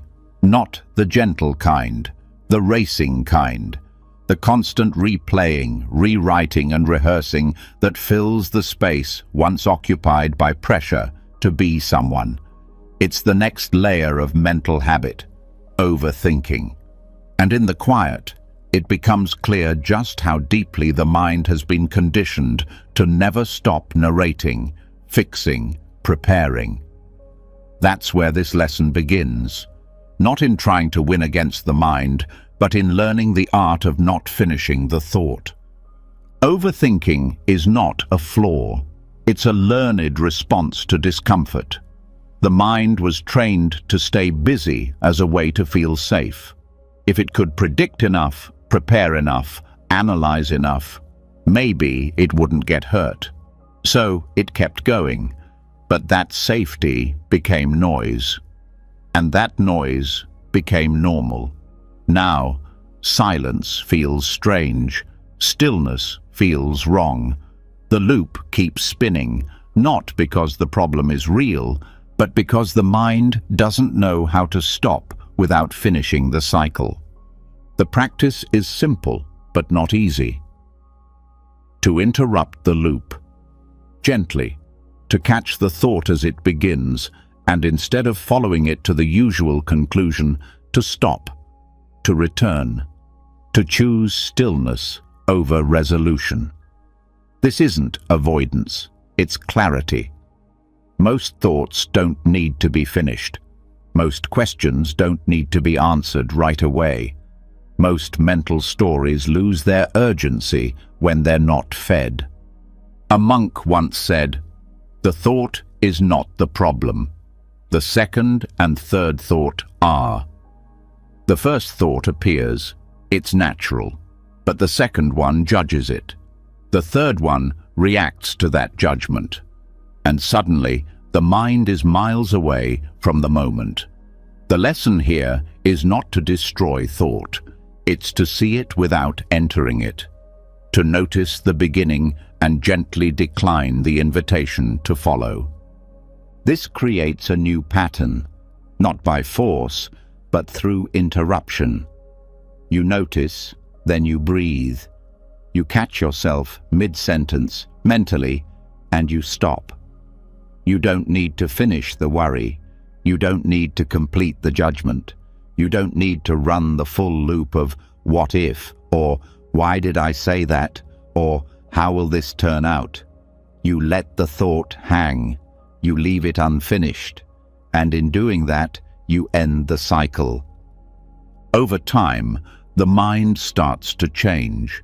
It learns that it doesn't need to resolve everything to feel safe. It doesn't need to keep spinning to stay prepared. It starts to trust silence, to rest in not knowing. And that's where peace comes in, not from answers, but from freedom from the need to always have one. This practice is called redirection, but it's not forceful. You don't yank the thought away, you guide it, like turning the head of a child gently to look out the window instead of into a screen. You choose to look elsewhere. You shift your attention, maybe to the breath, maybe to a sound, maybe to the sensation of your hands resting in your lap, anything that brings you back to the body, to the present, to the moment that doesn't need fixing. Redirection is not suppression. You're not pushing the thought down. You're letting it go without attachment, like hearing a song in the background and choosing not to sing along, like noticing a cloud without naming its shape. The thought comes, you nod to it, and return. This may feel unnatural at first. The mind will protest. It will tell you the thought is important, that if you don't finish it, something bad will happen, that you'll forget something crucial, that you'll be unprepared. These are just echoes of old habits, not truth. And each time you don't finish the thought, that habit weakens. You're training your mind to live in reality instead of rehearsal. Reality is what's happening now, not the imagined scenario 10 minutes or 10 years from now. When you live in the now, you don't need the loop. You meet each moment fresh, without dragging a mental script into it. This doesn't mean you'll never think deeply again. It means your thinking becomes intentional, not automatic. You use thought when it's needed. You release it when it's not. That's mastery. That's presence. And presence is where joy begins to return, because you're no longer lost in problems that haven't happened or conversations that never will. This shift also impacts how you relate to others. You stop preparing your responses while someone else is talking. You listen fully. You stop replaying old interactions. You stop over-analyzing your every word. You become lighter, more connected, more real, because you're here, not caught in the delay of thought. Meditation helps build this skill. You sit. A thought comes. You notice it. You let it pass. You return, over and over. This repetition reprograms the reflex. The space between thoughts starts to grow. The pull to finish them starts to fade. You become familiar with the feeling of incompleteness, and instead of fearing it, you start to appreciate it. Incomplete doesn't mean broken. It means open. It means free. When you leave a thought unfinished, you're not missing out. You're making space for calm, for clarity, for stillness that isn't shaped by anxiety. The mind won't always like this. It will try to trick you back into the loop. But now you know the loop isn't a home, it's a habit. And habits can be changed. Start with one loop, one thought. Catch it. Don't finish it. Breathe. Return. And feel how much lighter that one small act makes everything. Because in time, the mind learns it doesn't need to run all day to be valuable. It can rest. It can pause. It can listen. And in that pause, something deeper can rise. A quiet intelligence, a still awareness.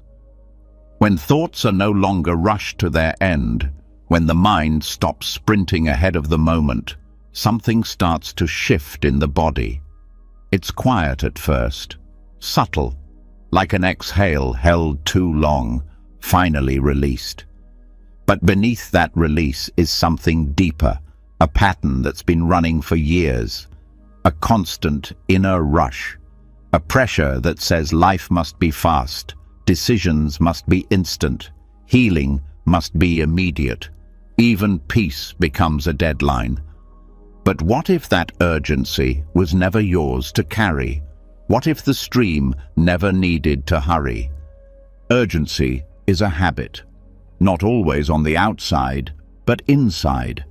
Even in moments that appear calm, the mind is often racing, trying to keep up, trying to stay ahead, planning the next step before the current one is even felt. This creates a tension that doesn't always show as panic. It shows as fatigue, as restlessness, as the inability to sit still without needing to move, fix, do. But underneath that movement is fear. The fear that something important will be missed if we don't get there fast. Buddhist wisdom offers a different rhythm, one rooted not in speed, but in timing, not in rushing to what's next, but in trusting the unfolding. This concept is called right timing. It means letting life open at its natural pace, not delaying what needs to be done, but also not forcing what's not ready. When urgency is replaced with right timing, the nervous system starts to unlearn the belief that it's constantly behind. Internal urgency often comes from early conditioning. Being told to hurry, being rushed through feelings, being rewarded for finishing first, being told that rest is laziness. The body remembers. It holds that tempo, even in silence. But it's not the truth. It's a script. And like any script, it can be rewritten. Rewriting it starts with awareness. Notice the places where you feel behind, even when no one is rushing you. Notice the thoughts that say you should already be somewhere else. Notice how your breath responds, how your shoulders lift, how your jaw tenses. These are signs of internal rushing, not because something urgent is happening, but because urgency has become a reflex. The stream doesn't resist where it is. It doesn't speed up just because the shore is far away. It moves because it moves. With gravity, with time, with patience. And it arrives not through force, but through flow. This isn't passivity, it's presence. It's a refusal to believe the lie that peace must be chased. To begin living this way, start where you are. In conversation, slow down. Let pauses be full. Don't rush to fill the silence. In decision-making, take space. Let clarity arrive instead of grabbing the nearest answer. In healing, trust the season you're in. Some things can't be rushed without damage. Flowers don't bloom faster because we yell at them to grow. This isn't just about behavior, it's about physiology. When you live with urgency, your nervous system stays in fight or flight. Even small decisions feel like emergencies. But when you slow down, when you wait for the right moment instead of the fast one, the body relaxes, the mind clears, and the decision becomes easier, not harder. Right timing also teaches trust, not in fate, but in process, in knowing that everything doesn't need to be done today, that the next step will come when it's ready, that wisdom doesn't always shout. Sometimes it arrives when the mind is quiet and the body is still enough to feel it. Living without hurry doesn't mean nothing happens. It means what happens is more aligned, more sustainable. You stop burning out. You stop second-guessing. You start moving with life instead of against it. That rhythm becomes your medicine. Because what breaks people is not always doing too much. It's doing it all too fast, without time to breathe in between. Let this apply to your inner work too. The mind wants instant growth, immediate healing, but the spirit moves slower. It unfolds over time. Trust that. Give yourself room to not arrive all at once. Some parts of you need more time than others, and that's not failure, that's rhythm. Even in spiritual practice, speed becomes a trap.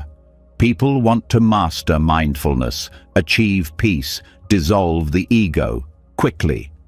But the most profound shifts happen slowly, in layers. When you stop measuring your progress like a race and start honoring it like a pilgrimage. This also affects how you relate to others. When you stop rushing, you listen better. You don't interrupt, you don't assume.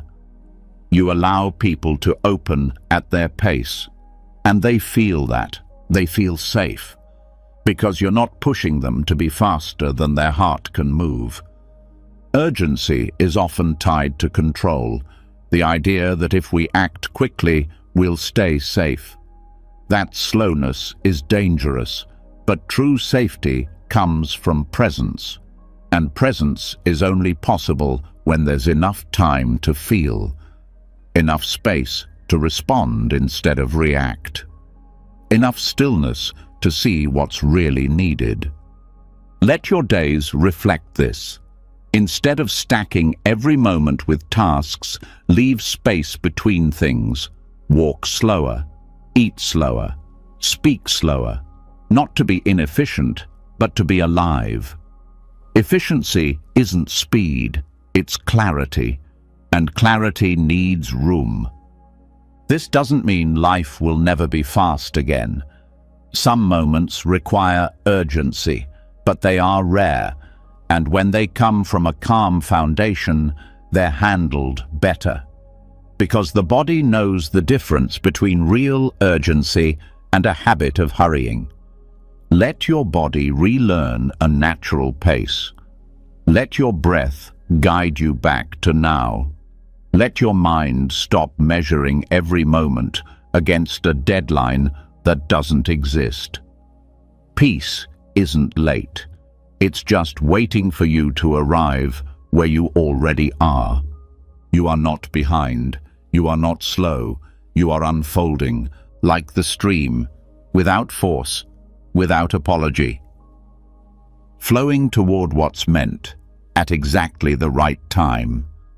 When the stream slows down and no longer rushes to be somewhere else, something quieter starts to be heard, something that's been there all along. The echoes, not loud, but constant. Thoughts that replay old scenes, not because they're true, but because they're familiar. Feelings that return, not because they belong in the present, but because they were never given permission to leave. These echoes don't come from what's happening now. They come from what happened then. But they shape now anyway. Until you see them, until you meet them, until you stop repeating them without realizing it. That's where the next shift begins.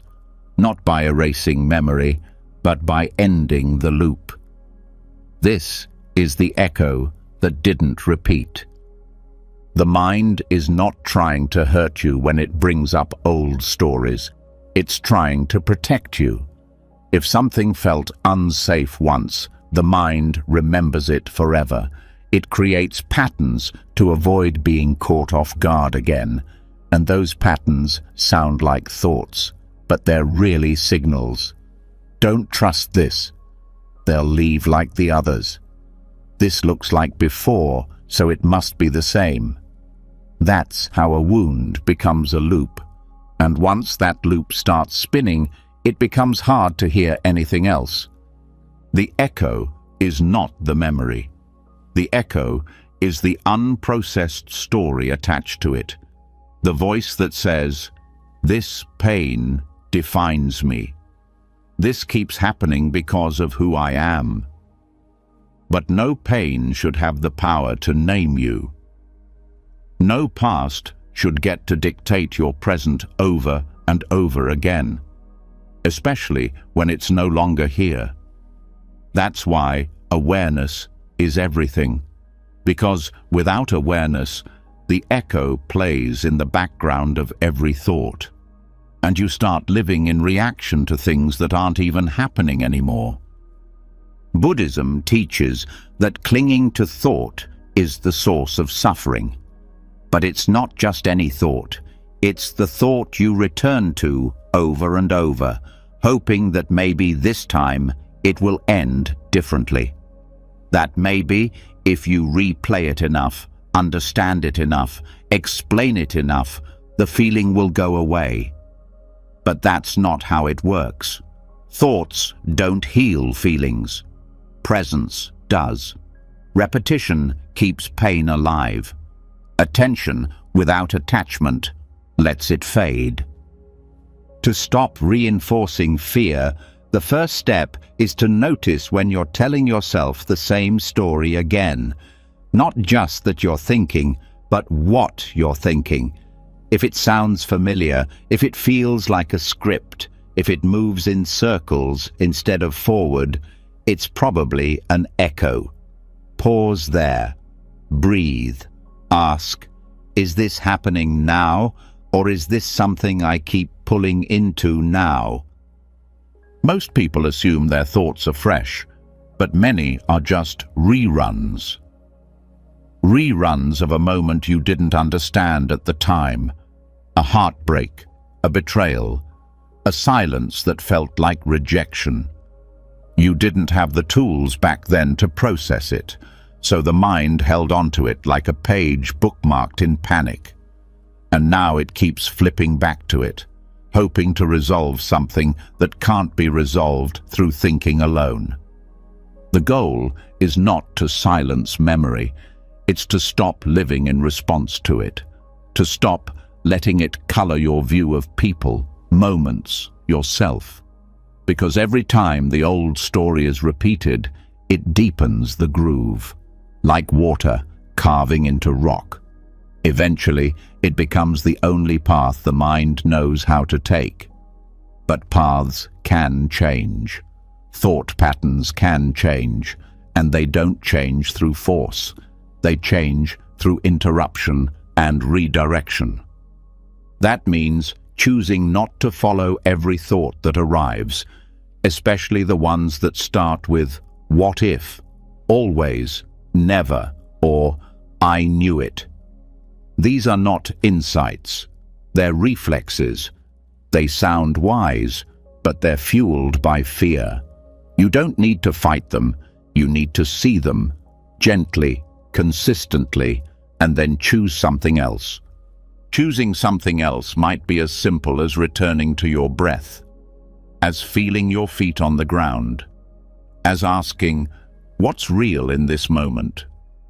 The truth is usually quieter than the echo. It doesn't demand, it doesn't panic, it just is.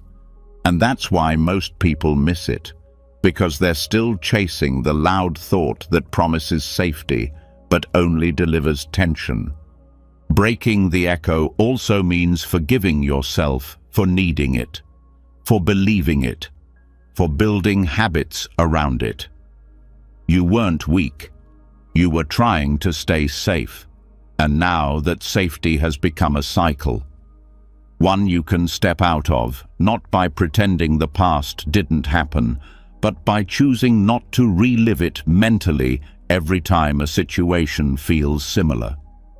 This is deep nervous system work, because repetition creates a kind of muscle memory. The body starts to react before the mind even finishes the thought. A person looks at you the wrong way, and the stomach tightens. An email goes unanswered, and the heart races. But none of it is new. It's old tension, looking for confirmation that it should still be afraid. Presence interrupts that. It says, we're not there anymore. It says, this is new. It says, let's meet this moment as it is, not as the past feared it might be. Sometimes the echo comes in the form of inner dialogue. I always mess things up. They'll leave like the others. I can't trust anyone. These thoughts aren't facts. They're fossils, leftover pieces of a moment that hurt too much to process at the time. But you're stronger now, and your mind doesn't have to be stuck in the same pattern forever. You can speak differently to yourself. You can say, "This might not be what it looks like. I don't need to predict pain to be safe. It's okay not to know how this ends. And most of all, I am not who I was when this pain began." These new thoughts don't erase the echo immediately, but they change its volume. They shift the tone. Over time, the nervous system recalibrates. The mind begins to trust that silence doesn't mean danger, that stillness doesn't mean punishment, that this breath doesn't have to carry the weight of years before it. Letting go of the echo doesn't mean forgetting. It means freeing the present from being shaped by pain that already happened. It means recognizing that the thought is familiar, but it's not current. That you can feel fear without feeding it. That you can meet discomfort without narrating it with the worst possible story. This is the beginning of peace that doesn't rely on the past agreeing with you. It relies on the present being allowed to speak louder than memory. When you stop repeating the echo, you give space for something else to be heard. And what you hear in that space is not more pain. It's your voice, returned, clear, unafraid, finally allowed to speak without whispering through old wounds. From here, the silence becomes healing. Not because it erases what happened, but because it no longer drags it forward. Let the echo end here. When the echo finally fades, when the loop is no longer fed, what follows isn't just peace, it's space. A kind of internal openness that most people aren't used to. No noise, no script, no prediction, just quiet. And for many, that quiet feels strange, even frightening, because they've spent so long inside mental sound that silence feels like absence. But what if that absence isn't emptiness at all? What if it's the presence of something deeper, waiting to be felt? This is where the next part of the journey begins, where silence stops being the enemy, where it becomes the medicine. This is the silence that untrained the noise. Noise is not just what's loud, it's what's constant. The background hum of worry, the low drumbeat of judgment, the ticking of plans, comparisons, explanations. Most people don't even realize how much noise they carry because it becomes normal. The mind is always working, thinking about what to say, what to fix, what to regret, what to protect.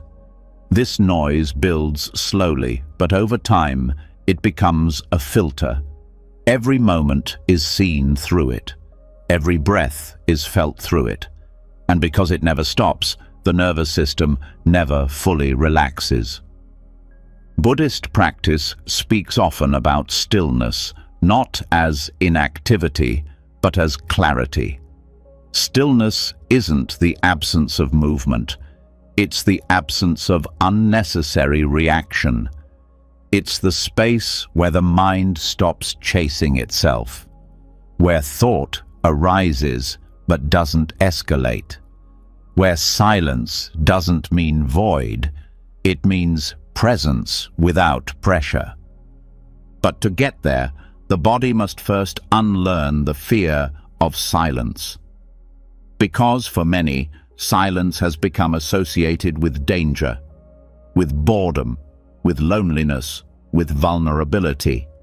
They reach for the next thought, because the quiet feels like it's pulling something uncomfortable to the surface.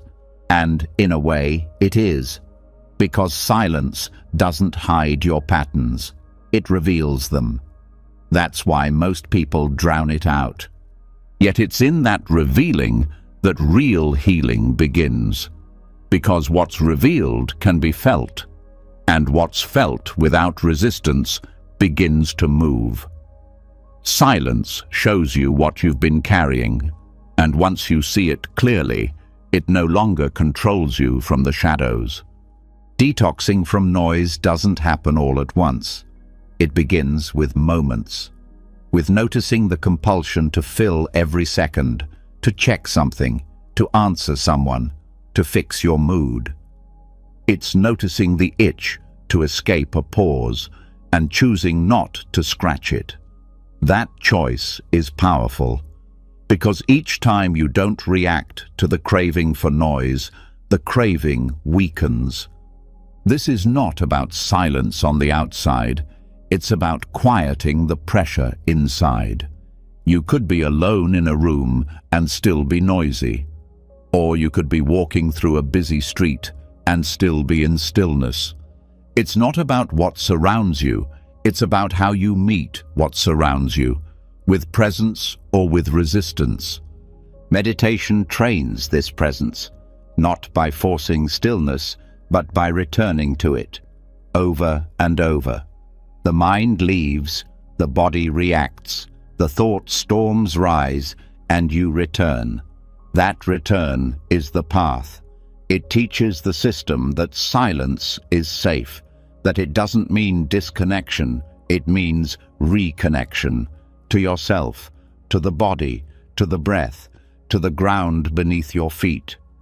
Eventually, silence stops being scary. It becomes sacred. A place where nothing needs to be said because everything is already understood. Where the mind gets to rest without needing to be explained. Where awareness sits quietly and watches life without rushing in to edit it. When you stop reinforcing the mental noise, something else wakes up. Sensation. Subtle, steady, the sound of your breath, the feel of your skin, the beat of your heart. These aren't distractions, they're anchors. They bring the mind out of thought and into being. And in being, healing happens.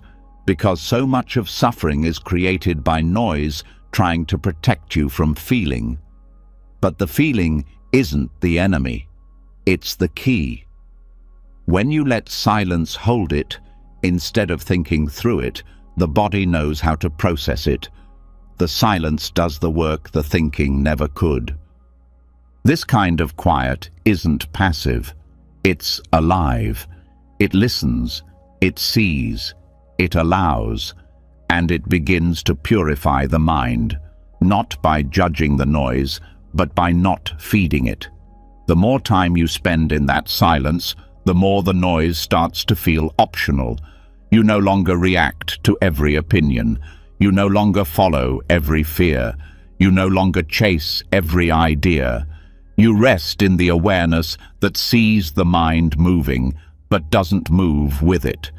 There's a deeper intelligence that comes online here, the kind that doesn't come from analysis. It comes from space, from non-doing, from still presence that holds truth without forcing answers.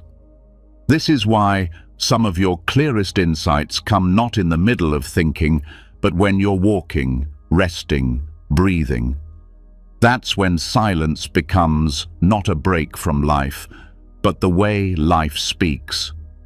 You don't need to escape noise forever. Life will always have sound. But when the inner noise settles, outer noise doesn't shake you.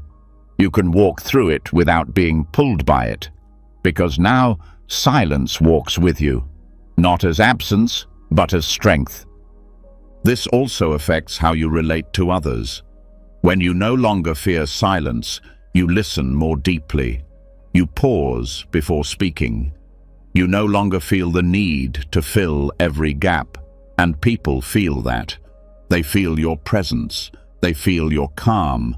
They feel safe with you, because you are safe with stillness. Stillness also resets your nervous system. Every moment spent in it is a message to the body. We are not in danger. That message, repeated enough, becomes a new baseline, one where reaction is replaced by reflection, where panic is replaced by patience, where the nervous system finally feels like it can stop bracing. This doesn't mean the mind never speaks again. It means it doesn't need to scream. It doesn't need to rush. It doesn't need to fill every space with commentary. It can rest. And when it does speak, it's clearer, cleaner, more useful, because it's no longer reacting to fear. It's responding from truth.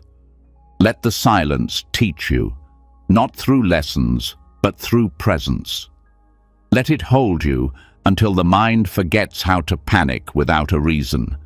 Let it guide you into the part of yourself that never needed noise to exist, the part that was whole before thought ever arrived. You will still think, but you will no longer be trapped inside the thinking. You will still feel, but you will no longer drown in feeling.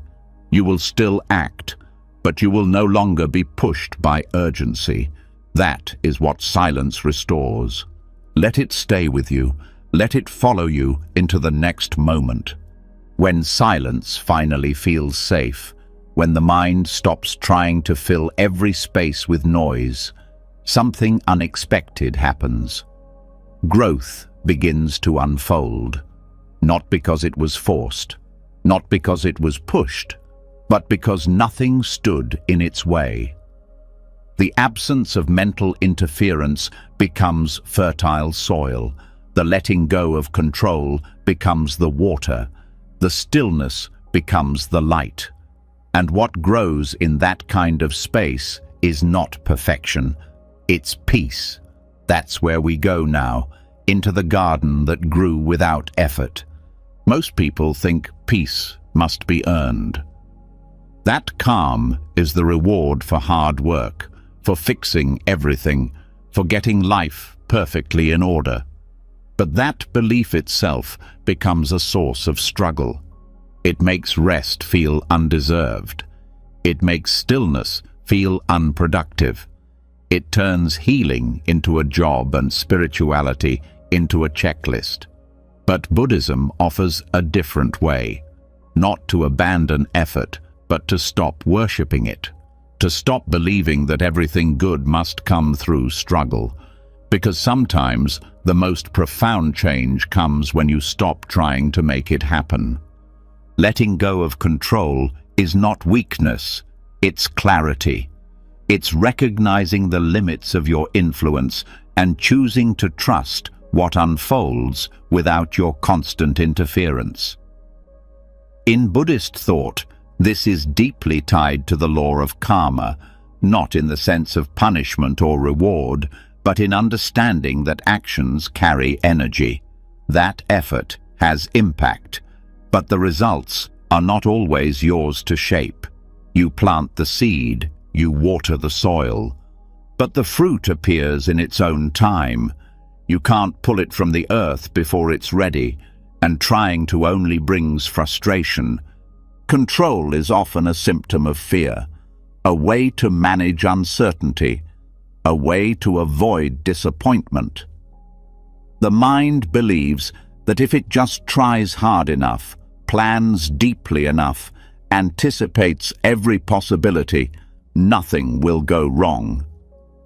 But the truth is, things still go wrong. Not because of failure, because of life. Because the world moves in ways that are bigger than one person's effort. And when you stop fighting that truth, when you stop gripping every outcome, you make space for something much softer to arrive.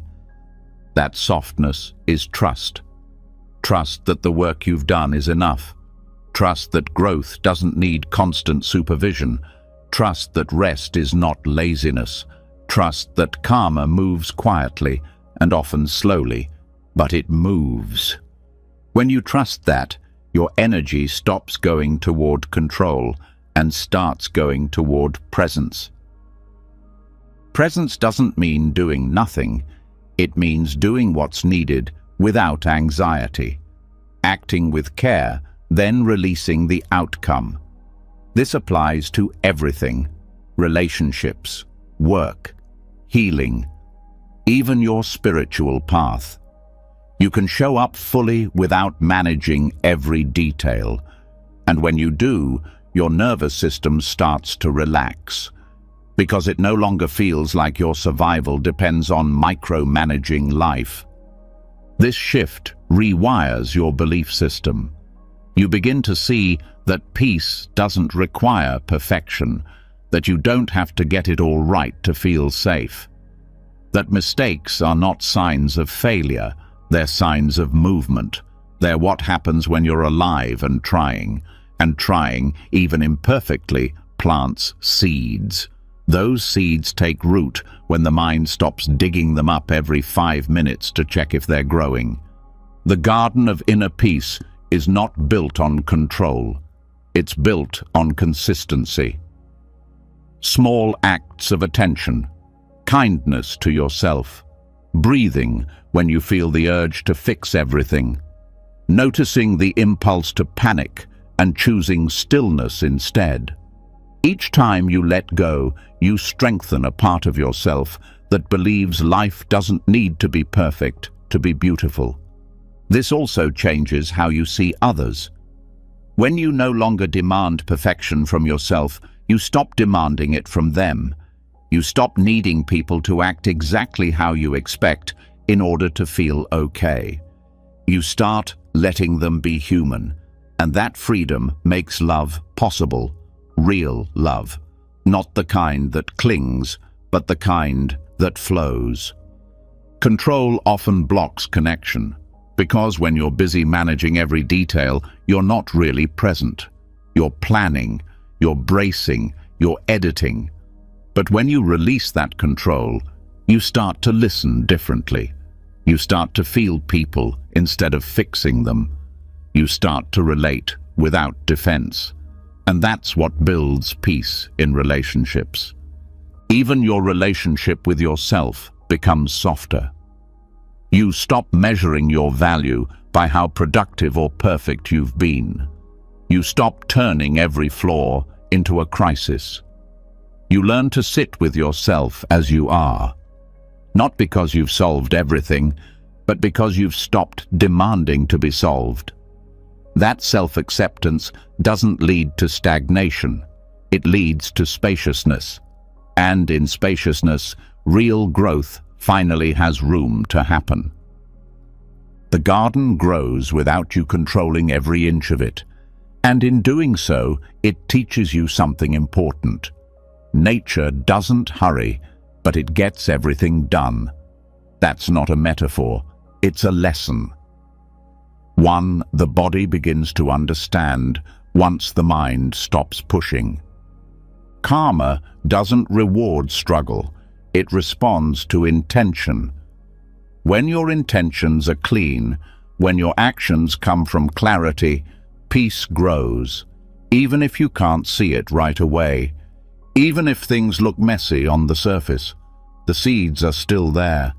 They're doing what they do, quietly, faithfully, without applause. You're allowed to trust that process, to stop proving, to stop perfecting, to stop turning every spiritual practice into a project. Sometimes the most sacred thing you can do is nothing, not out of neglect, but out of faith, that your presence alone is enough, that your silence is potent, that your being, not your doing, is where your strength comes from. Letting go doesn't mean giving up. It means giving over, giving the outcome to life, giving your heart some room to breathe, giving your mind a break from problem-solving what was never a problem to begin with. Most of what we try to control was never meant to be controlled. People's opinions, the timing of opportunities, the pace of healing, the past, the future, all of it softens when you stop holding so tightly. And what's left when you release that grip is presence, gentle, grounded presence. A mind that watches rather than judges, a heart that opens rather than braces, a spirit that trusts rather than tenses. That's what a peaceful mind feels like. Not empty, not detached, just quiet and kind, like a garden that grows because the conditions are right, not because it was forced. Let this be your new rhythm. Show up, care deeply, and then let go, not out of apathy, but out of wisdom, because peace grows not in the noise of perfection, but in the silence of trust. When the garden is allowed to grow without force, something surprising starts to emerge alongside the peace. Energy. Not just calm energy, but powerful, raw energy. It doesn't come from control. It doesn't come from rushing. It rises naturally once resistance fades.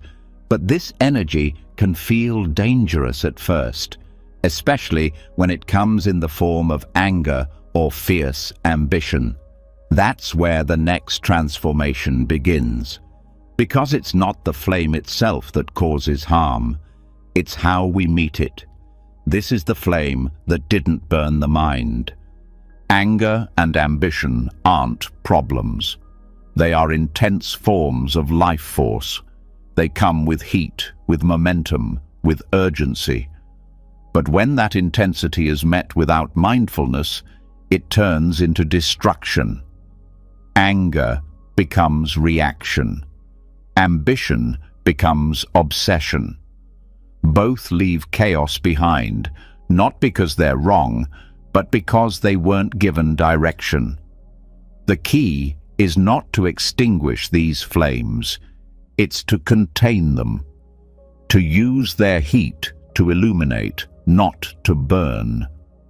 Buddhist teachings don't reject strong emotions. They invite awareness into them. They teach that what's dangerous is not the fire, but the absence of space around it. Anger without awareness consumes. Ambition without balance exhausts. But with awareness, they become tools. Anger can set boundaries. Ambition can move purpose forward. The difference is attention. The difference is presence. To work with fire, you first need to be honest about it. Many people suppress anger because they were taught it's wrong. Others suppress ambition because they were told it's selfish.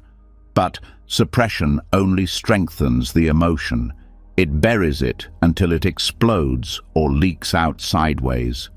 Mindfulness starts by acknowledging what's present without judgment. There is heat in me right now. There is fire rising. You don't need to justify it. You don't need to push it down. You just need to name it. The next step is to locate it. Where does it live in the body? Is it in the chest, the jaw, the fists? What does it feel like? Tightness, pressure, buzzing? This step grounds the emotion. It brings it out of the mind and into the body where it can be felt instead of fed. That feeling process is what prevents escalation.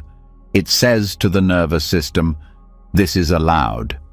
You don't have to react to get rid of it.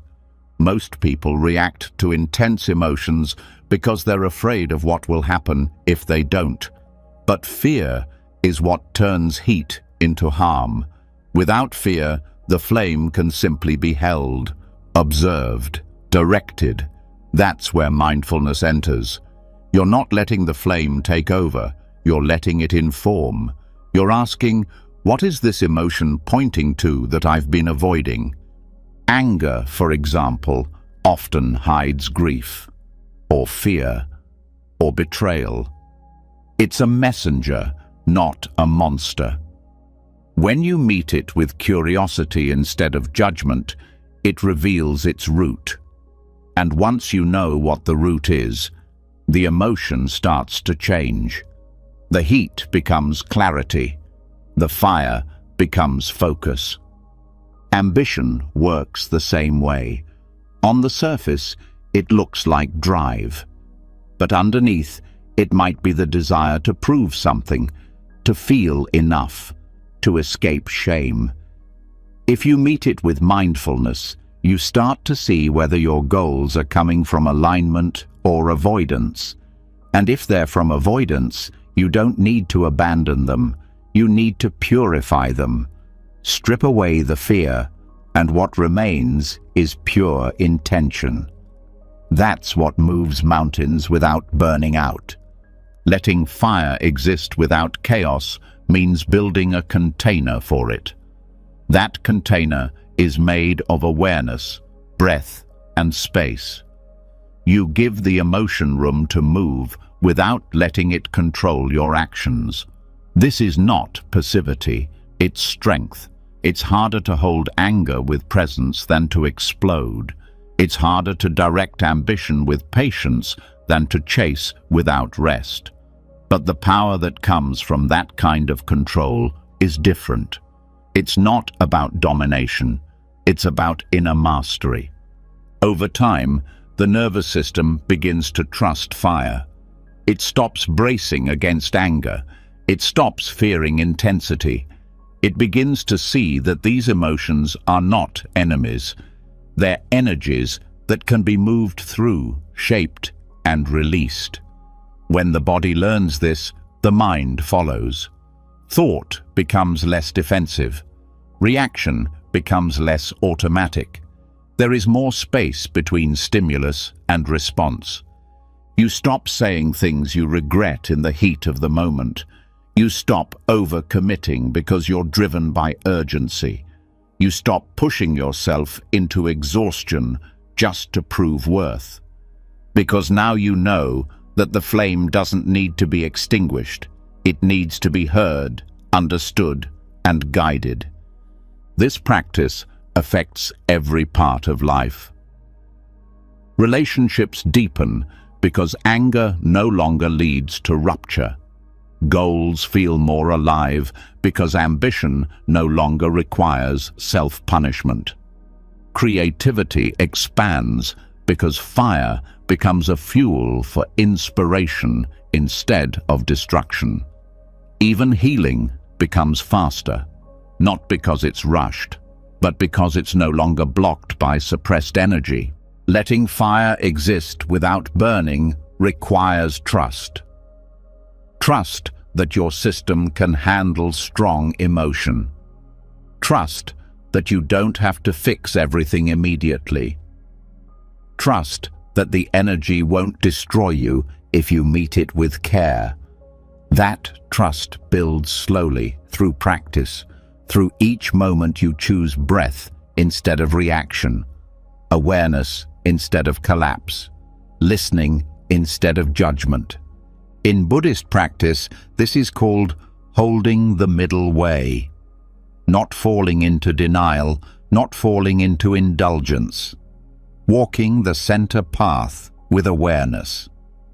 Letting fire walk beside you without burning your steps. That's what makes the flame sacred. That's what turns pain into wisdom. That's what transforms drive into direction.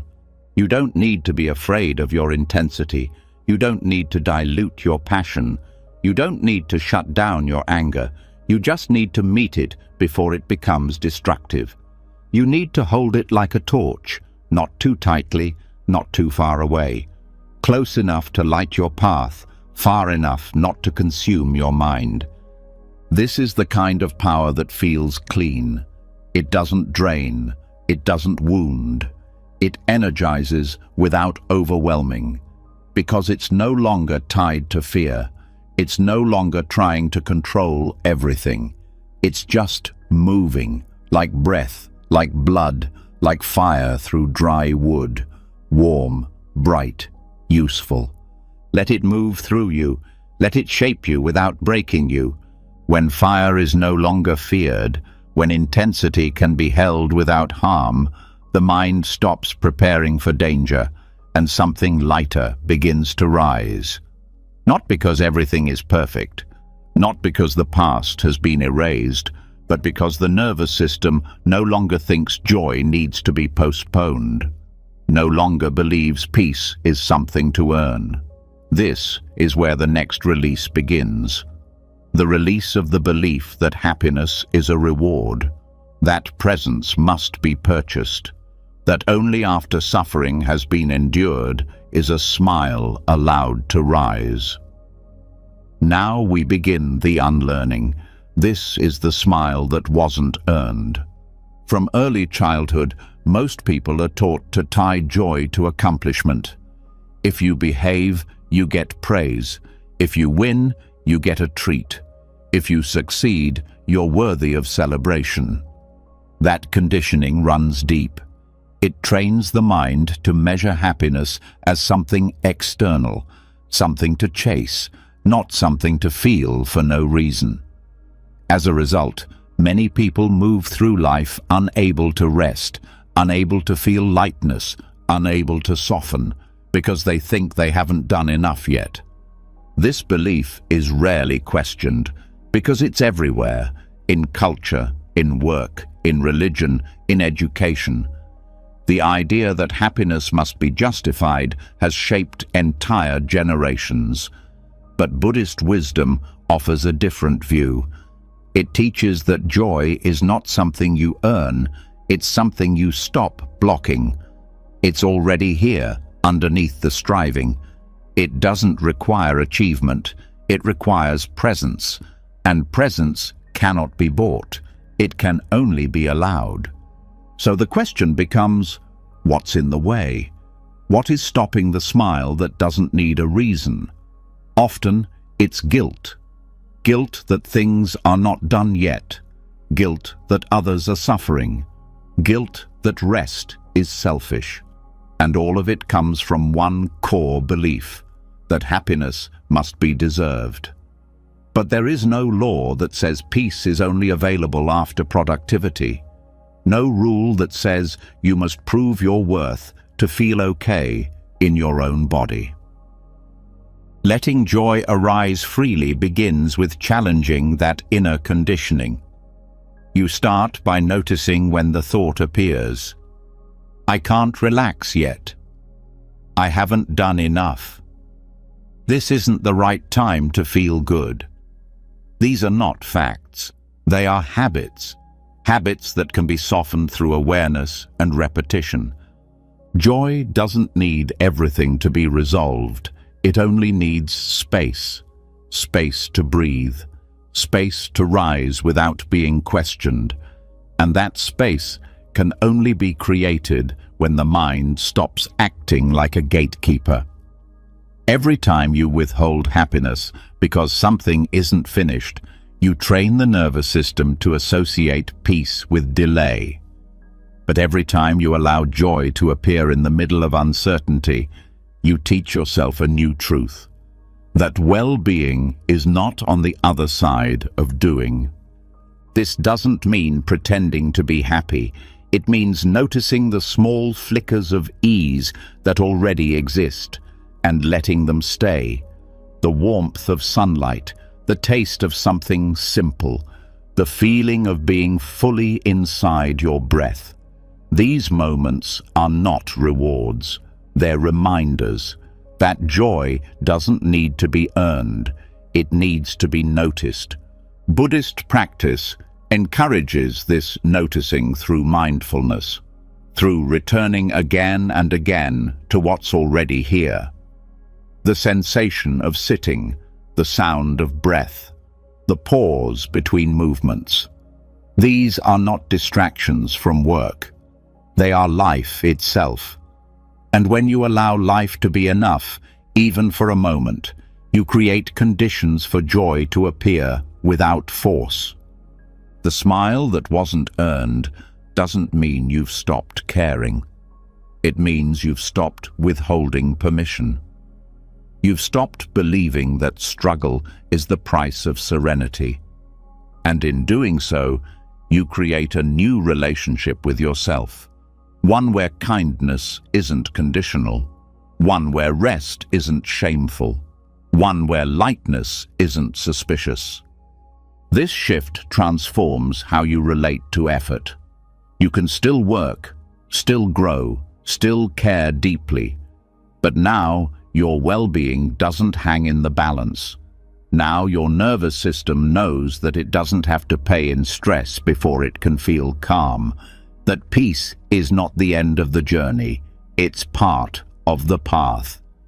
You begin to laugh more, not because everything is fixed, but because nothing needs to be fixed for you to feel human. You cry more openly, because emotions no longer signal failure, they just mean you're alive. You speak with more warmth, because you're no longer holding your breath, waiting for permission to feel safe. This practice also changes how you see others. When you stop tying happiness to performance in yourself, you stop doing it to those around you. You stop judging people for resting. You stop projecting your guilt onto their ease. You start celebrating the simple joy in others without resentment. Because now you know that joy isn't unfair. It's natural. Letting joy rise without needing to earn it is also an act of rebellion against everything that taught you otherwise. It's saying no to generational shame, no to cultural pressure, no to the fear that says, if you feel good now, something bad must follow. That's not truth, that's trauma, and it can end with you. You do this by practicing the smile, not the fake one, the soft one, the one that rises when you stop bracing, the one that doesn't need an audience, the one that lives in the quiet after a deep exhale. That smile doesn't care about your resume. It doesn't care about your past. It doesn't ask what you fixed. It just appears when the mind lets it. And the more often you let it, the more natural it becomes. You're no longer chasing moments of happiness. You're creating conditions for happiness to find you. You're reprogramming your nervous system to believe that peace is safe. That joy doesn't need a receipt. That presence doesn't require a reason. Let this be your new baseline, not forced positivity, not avoidance, just an openness to joy when it knocks, even when the dishes aren't done, even when the world feels messy, even when you haven't solved everything, because the truth is, you never had to. You were always allowed to feel light, to breathe fully, to laugh before the end of the story, to rest in the middle of the journey, to feel okay without a list of accomplishments attached to your worth. That's what changes everything. Because when joy doesn't need to be earned, the mind stops running. And when the mind stops running, it's free to meet what comes next. A lesson in surrender that isn't weak. A door that doesn't need to be forced open. A closing that happens on its own, because it's time. When joy is no longer withheld, when the heart learns to open without a reason, the mind begins to lose its grip on control. Something loosens. Something deep inside stops grasping. You don't need to make it happen. It just begins, like a breath that no longer strains to prove itself, like a door that closes, not because it was slammed shut, but because it reached its final moment. That's where the next shift begins, not in effort, but in release. This is the door that closed by itself. Letting go is often misunderstood. It's seen as failure, as giving up, as passivity. But true surrender is not weakness. It's wisdom. It's the recognition that not everything is meant to be held.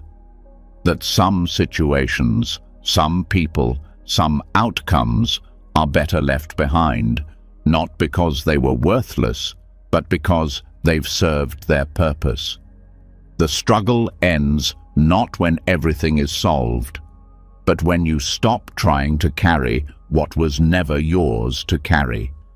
The need to hold on is usually fueled by fear. Fear of change, fear of loss, fear of not knowing what comes next. The mind tries to manage uncertainty by clinging to plans, to identities, to expectations. It says, if I just grip tighter, maybe I won't fall. But that grip becomes the cause of the very pain it's trying to avoid. It exhausts the body. It tightens the breath. It keeps the nervous system locked in survival mode. Surrender begins when you start noticing that grip. When you feel the tightness in your chest, the tension in your shoulders, the constant spinning of what-if thoughts. That's the signal. Not to fix, but to soften. Not to plan harder, but to step back. The first step of letting go is not action. It's awareness. In Buddhist thought, non-attachment is not indifference.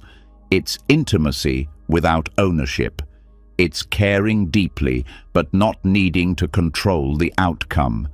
You show up fully, you love fully, you try fully, and then you let life move. When the door closes by itself, it's not because you were passive, it's because you stopped pushing a wall and finally realized it was never a door at all. The difference between force and surrender is trust. Trust that life unfolds in ways the mind cannot predict. Trust that peace is not found in forcing a solution, but in allowing space for one to arise. Trust that endings are not failures, but transitions. A chapter closing is not the same as a story ending. Some doors close because you've grown. Others close because they were leading nowhere. Either way, their closing is part of your path. Letting go doesn't require a ceremony. It requires presence. It happens in the small moments. The moment you stop checking for a reply. The moment you stop rehearsing the conversation you'll never have. The moment you stop needing to be understood. These moments may feel subtle, but they're seismic. Because every time you let go, you reclaim energy. Energy that was bound in grasping. Energy that can now return to you. There's a reason people say, I feel lighter after letting go. Because clinging is weight. It drags the heart down. It fogs the mind. It drains the spirit. And once it's released, the system can breathe again. The silence that follows may feel strange, but it's healing. It's space being restored. Letting go is also an act of compassion for yourself, because holding on often means self-blame. It means trying to make sense of something by endlessly looping through what you could have done differently. But not everything unresolved needs to be resolved by you. Some things heal not through effort, but through distance, through not feeding them any longer. You begin to notice that life supports letting go. The breath lets go at the end of every exhale. The body sheds skin cells every day. The trees drop their leaves without mourning. Nature shows you that release is not destruction, it's renewal. And you are not separate from nature. You too are designed to shed what no longer fits. This doesn't mean you stop caring. It means your care is no longer clinging. It means you can walk away without resentment. You can end something without needing to demonize it. You can feel sadness without turning it into a story of failure. You can say, this was, and still welcome what comes next. Sometimes the hardest thing to let go of is the version of yourself you thought you had to be. The image you worked so hard to uphold, the goals that no longer fit, the beliefs that no longer serve. But the self is not a fixed thing. It evolves. And part of evolving is releasing what once felt essential. That release is not an identity crisis. It's a return to your truth. You learn to trust the timing of closures, to not rush the process. Some doors take time. They creak slowly shut. They resist. That's okay. Surrender isn't instant. It's a practice, one that deepens each time you notice the tension, breathe into it and say, I don't need to hold this. Meditation helps with this, because it trains you to watch thoughts without clinging, to feel feelings without becoming them, to sit in discomfort without reacting. Every time you practice letting a thought pass without chasing it, you strengthen your capacity to let go in life. You become less controlled by habits of attachment. You start to trust that peace isn't found in holding everything together, but in letting what's ready to fall, fall. Letting go also changes how you move forward. You stop dragging the past into every future step. You stop trying to reopen closed doors. You begin to walk through the world with open hands, and that openness becomes magnetizing. Life flows more freely toward those who are not grasping for it. Opportunities, insights, connections, they arise more easily when you're not gripping control. This doesn't mean you stop showing up. It means you show up differently. You act from alignment, not desperation. You move with clarity, not panic. You speak your truth without needing to convince. You give your energy without needing guarantees. That's the kind of action that carries power, because it's rooted in surrender, not in fear. The door that closes by itself teaches a final truth. Not everything requires your intervention. Some things resolve when you get out of the way. Some situations mend when you stop fixing. Some peace arrives when you stop chasing. Your job is not to force. It's to feel, to notice, to respond with wisdom instead of reaction. When the door closes by itself and the mind no longer needs to force endings or chase beginnings, something even quieter begins to fade. Not a person, not a memory, but a concept. The idea of who you were supposed to be, the one who tried so hard, the one who carried expectations, the one who lived through labels and roles. It starts to dissolve, not in pain, but in relief. And in that soft dissolving, the most peaceful truth begins to emerge. You were never only that name, never only that story. This is the path walked by the monk who forgot his name. Identity addiction doesn't start as arrogance. It starts as survival, a way to belong, a way to be seen, a way to organize the chaos of early life into something stable. The mind grabs hold of traits, titles, roles.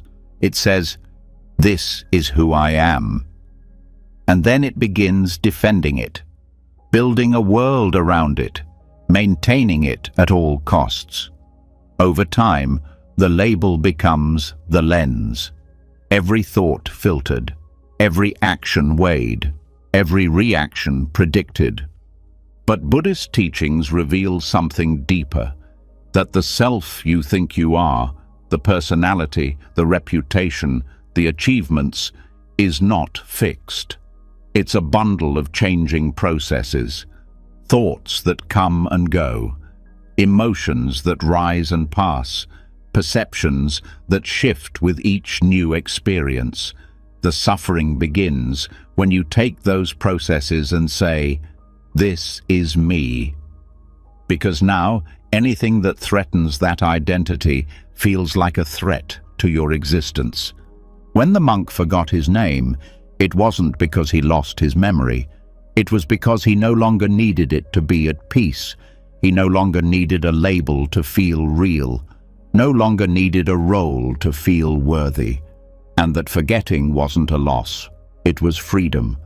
Most people fear losing identity because they confuse it with meaning. But identity is not meaning. It's a container, a temporary form, a useful tool, but not the truth. You can use it, but when you become it, you shrink. You become trapped in a version of yourself that was built to be accepted, but not to be whole. Ego detachment doesn't mean becoming nobody. It means realizing that nobody has to be fixed. It's the ability to shift roles without losing self-respect, to hear criticism without collapse, to fail without internal collapse, to succeed without superiority. It's a mental baseline that doesn't move every time the world offers a new mirror. This detachment brings softness, because when you're not defending a fragile identity, you stop needing to argue, to prove, to win every conversation. You can just listen. You can just be. And people around you feel that ease. They relax too, because your presence is not trying to dominate. It's simply there. Letting go of identity doesn't mean you abandon your values or personality. It means you stop gripping them like armor. You let them evolve. You allow the version of you that made sense 10 years ago to fade. You stop mourning the image that others wanted you to be. You begin to inhabit who you are without apology and without attachment to whether it's impressive, liked, or understood. This changes everything. Because when identity is no longer your foundation, peace becomes your resting state. You stop performing for validation. You stop comparing for reassurance. You stop editing your authenticity to fit the room. There is less noise, less pretending, less pressure to constantly define yourself. Meditation helps to see this. When you sit long enough, the identity begins to dissolve naturally. You watch thoughts arrive, label themselves, and pass. You notice emotions that feel like identity, shyness, anger, pride, appear and disappear. You start to ask, if I can observe it, how can it be me? That question is the beginning of freedom. This doesn't happen all at once. Identity unravels in layers. The role at work, the version of you that people expect, the self that was shaped by family. Each layer softened, not rejected, released, not erased. And what remains is awareness, clean, open, spacious, not needing a story to feel real. This awareness can hold anything: joy, sorrow, confusion, laughter. But it doesn't become any of them. That's what makes it peaceful. Not because it never feels, but because it never clings. The monk who forgot his name didn't become empty. He became whole. Because in forgetting the constructed self, he returned to the felt self. The part that breathes without asking permission. The part that loves without rehearsing. The part that exists before the world says what it should look like. This return is not dramatic. It's not loud. It's a quiet falling away, a soft exhale, a loosening of the grip on who you thought you had to be. And in that looseness, life enters more fully. Because now you're not managing it, you're meeting it. Letting go of identity also reduces suffering in daily life, because most pain isn't caused by the event, it's caused by what that event says about your identity. If I fail, it means I'm a failure. If they leave, it means I'm unlovable. If I'm wrong, it means I'm nothing. But when those labels fall away, the event becomes just a moment, not a definition, not a verdict. This opens a new way of living, one where curiosity replaces judgment, where presence replaces protection, where truth doesn't need to be defended, only spoken. You can admit when you're wrong without shame. You can change your mind without fear. You can ask for help without losing worth, because there's no image to protect anymore. Relationships change too, because when you're not trying to be somebody, you can truly see others, not as roles, not as extensions of your identity, but as their own mysterious unfolding. Conversations deepen, conflict softens. The need to be right dissolves into the joy of being real. And from that space, you can still serve, still lead, still grow. But now, the effort is clean. It's not about building a name, it's about expressing what's true. The monk may have forgotten his name, but he didn't forget his purpose. He just no longer needed his purpose to be admired. Let this forgetting be an invitation to stop defining and start experiencing, to stop labeling and start living, to see that the most peaceful mind is not the one that has figured out who it is, but the one that no longer needs to. When the identity dissolves, when the name no longer defines the self, something deeper and quieter becomes noticeable. The chase loses its urgency. The inner arguments fade. The search slows. What's left is not emptiness. It's space. The mind stops needing to become someone, to go somewhere, to reach some final version of peace. Because the peace was never at the end. It was always under the running. And that's where this final lesson begins. The path that ended in stillness. So much of life is built around motion, around goals, improvement, becoming better, getting further. The idea is that if you keep walking, something greater will come. That peace is a prize, waiting at the top of some internal mountain. But Buddhism reveals a different kind of path. One that doesn't climb, it dissolves. One that doesn't add, it subtracts. Until all that remains is what was always here. Stillness.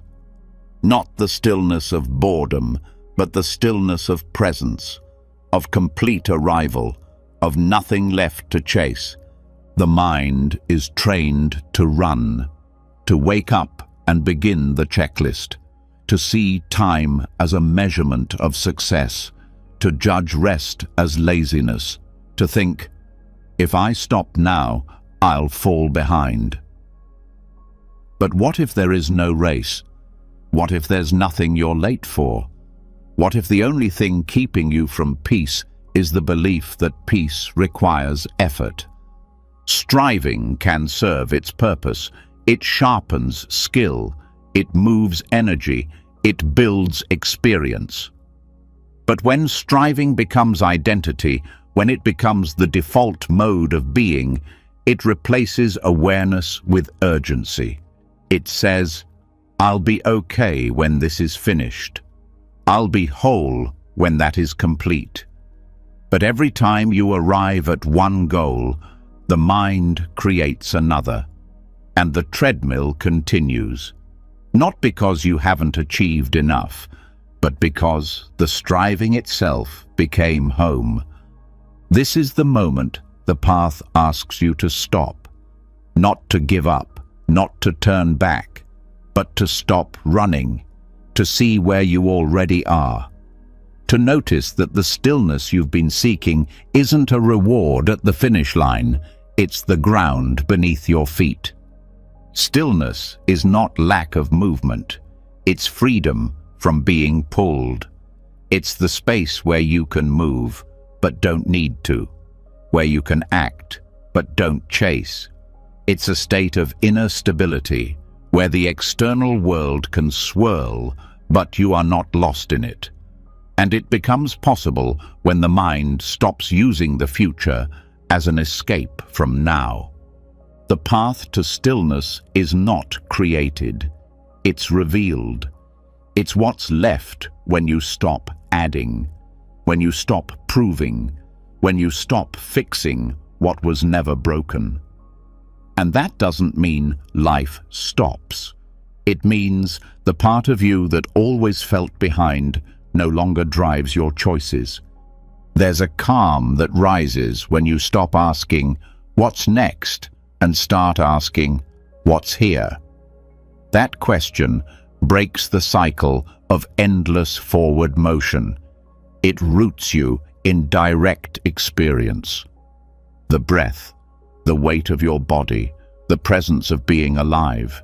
These are not side notes. They are the truth underneath every goal you ever set. Meditation doesn't take you somewhere else. It brings you to the center of where you already are. And that's why it feels unfamiliar. Because most of your life has been spent slightly ahead of yourself, leaning forward into tasks, into plans, into ideas of who you should be. Meditation reverses that lean. It teaches the body how to rest in the present without apology. Stillness doesn't mean nothing changes. It means you're no longer trying to outrun change. You meet it, you move with it, you allow it, without needing to control its pace. And this shift, this deep unwinding, reprograms the nervous system. The mind no longer sees stillness as stagnation. It begins to trust that things grow even when you're not pushing. Even purpose becomes quieter in stillness. Not gone, just simplified. You stop needing your life to be extraordinary to feel meaningful. You stop waiting for some grand moment to feel satisfied. You begin to feel meaning in the small, in the soft, in the pauses between effort. And that's where real joy begins to live. Stillness also reveals clarity. Because when you stop running, the dust settles, and what once felt confusing begins to sort itself, not through force, but through space. The answers that never came while thinking arrive in silence. The solutions you couldn't find in urgency rise in quiet moments of presence. Not because they weren't available, but because you finally stopped long enough to listen. And in that listening, you meet a version of yourself you might have never met before. One that doesn't perform, one that doesn't measure, one that doesn't need a title to be worthy. This self is not made, it's remembered. It's the one that was here before the striving began. Letting the path end in stillness doesn't mean the end of growth. It means the end of using growth as a way to earn your place in the world. It means knowing that the breath you're taking now is not preparing for life. It is life. That your value isn't hidden in the future. It's visible right now, if you're still enough to see it. Relationships shift in stillness too. You stop expecting others to fill the restlessness. You stop needing them to mirror your worth. You begin to connect without agenda, to love without possession, to listen without interruption, because the part of you that once needed to chase is now resting, and rest creates space for real connection.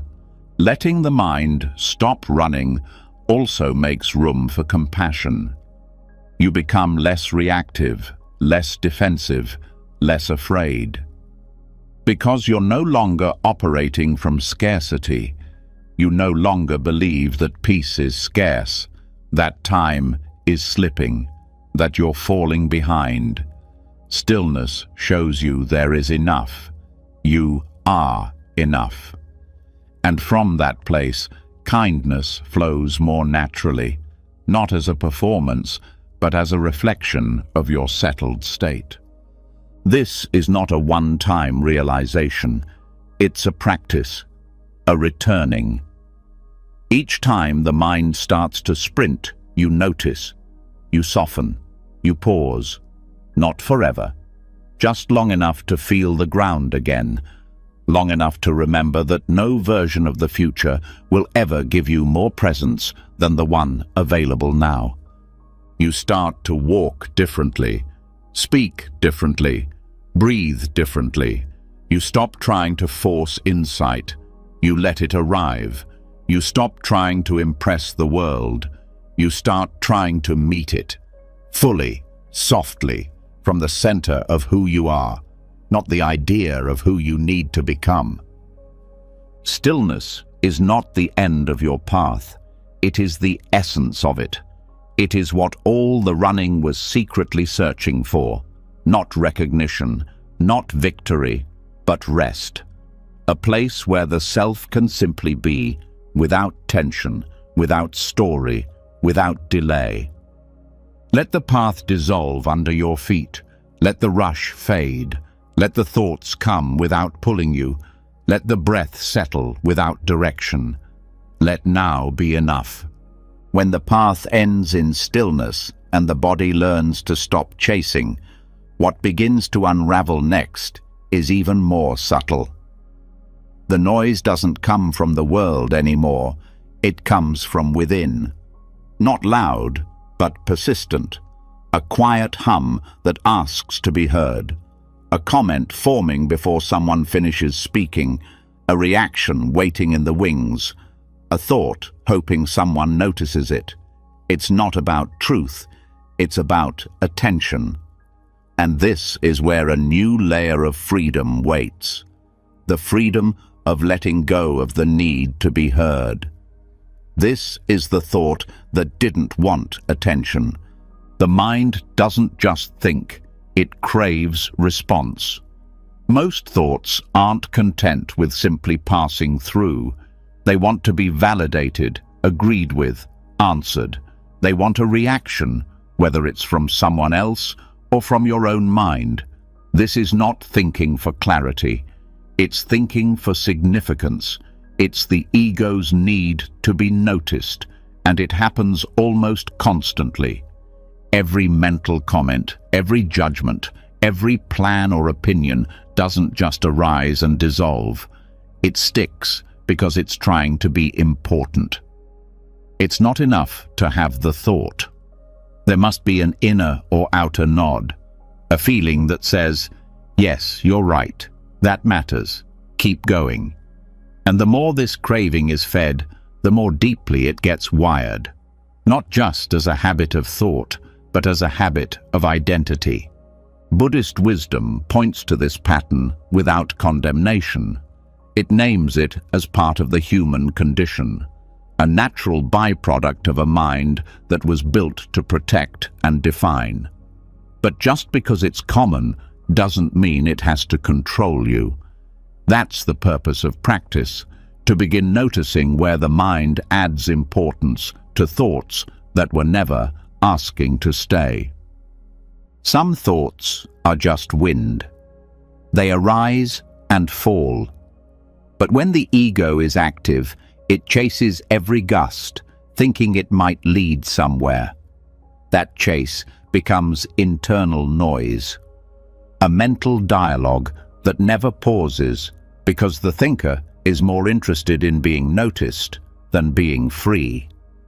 Freedom begins when attention no longer becomes currency, when the thought doesn't need approval, when the comment doesn't need to land, when you can witness your own mind without echoing it back to yourself or the world. That witnessing is not silence, it's peace. This shift is not dramatic. It happens in ordinary moments. You're in conversation, and a clever thought forms, but you don't say it. You're scrolling, and you think of something to post, but you don't share it. You hear a wrong statement, and the urge to correct rises, but you let it pass. Not because you've given up, but because you no longer need to insert yourself to feel real. This is not suppression, it's clarity.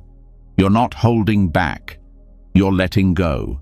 You're releasing the belief that every thought is a gift the world needs, that every reaction must be spoken, that your mind's narrative needs a stage.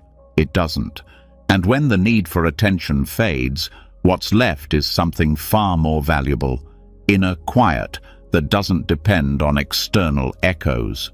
This applies just as deeply to the internal relationship you have with your thoughts. Most people are constantly responding to their own mind, arguing with it, agreeing with it, explaining things to themselves, all day, every day. The thought forms, and the inner narrator rushes in to comment. Yes, that's true. No, that's stupid. Let's remember that. Let's worry about this. It's a full-time job, and it keeps the nervous system alert and the sense of self tightly woven into language. But there's another way. A thought can arise, and you can simply see it. Not follow it, not debate it, not capture it. Just see it. As you would see a leaf fall, with no impulse to write it down or do anything about it. That's not numbness, that's presence. That's when the ego no longer needs to be validated every 5 seconds to feel safe. The ego wants attention because it believes attention is survival. It was trained to think that being seen is proof of being. But being exists whether you are seen or not. Your presence is not defined by how often your thoughts are heard. And once that is understood, the compulsion begins to dissolve. This also changes how you express yourself. You start speaking with intention, not because there's silence to fill or insecurity to manage, but because there's something honest to say, something that adds rather than asserts. Words become lighter, conversations become more genuine. You listen more, you interrupt less. You realize that the need to always be right, clever, or noticed was just noise. In letting go of this mental performance, you become more real, more relaxed. People feel it. There's less pressure in your presence, less tension in your words, because you're not trying to win anything. You're not trying to be someone. You're just here. And that kind of presence is powerful. It also restores energy, because constantly needing attention, whether from others or from your own mind, is exhausting. It creates an endless inner dialogue that consumes your focus and burns your clarity. When the ego rests, space opens, not just in your mind, but in your nervous system. You breathe differently, you move differently, you respond instead of react. Meditation helps this unfold. It's a training ground for attention without attachment. Thoughts come, you notice, but you don't engage. The thought that says, "Say something smart," is seen and left untouched. The thought that says, "Prove yourself," is met with breath, not response. Over time, the mind learns. Not every thought is a command. Some are just echoes, some are just patterns, and none of them require applause. The more you live this way, the less dramatic your relationship with your mind becomes. You don't need to silence it, you just stop needing to perform with it. The thoughts that once seemed urgent lose their volume. The impulses that once seemed necessary lose their grip, and in that loosening, peace rises. Not because the mind has disappeared, but because its need for validation has. You realize your worth doesn't grow when someone agrees with your opinion. It doesn't shrink when someone disagrees. It doesn't move with attention. It rests in awareness. And from that awareness, you move forward differently. Not louder, not smaller, just steady, because the thought no longer needs to be heard. It's enough to simply be. When the need to be heard disappears, when thoughts no longer demand applause, the mind begins to rest in a deeper kind of presence, one that isn't measured by impact, attention, or reaction. It simply watches. And in that watching, the self begins to shift. What once felt personal no longer pulls so hard. What once felt like identity becomes sensation. What once felt permanent begins to pass. That's where the next truth begins to reveal itself, not in what's felt, but in who is watching.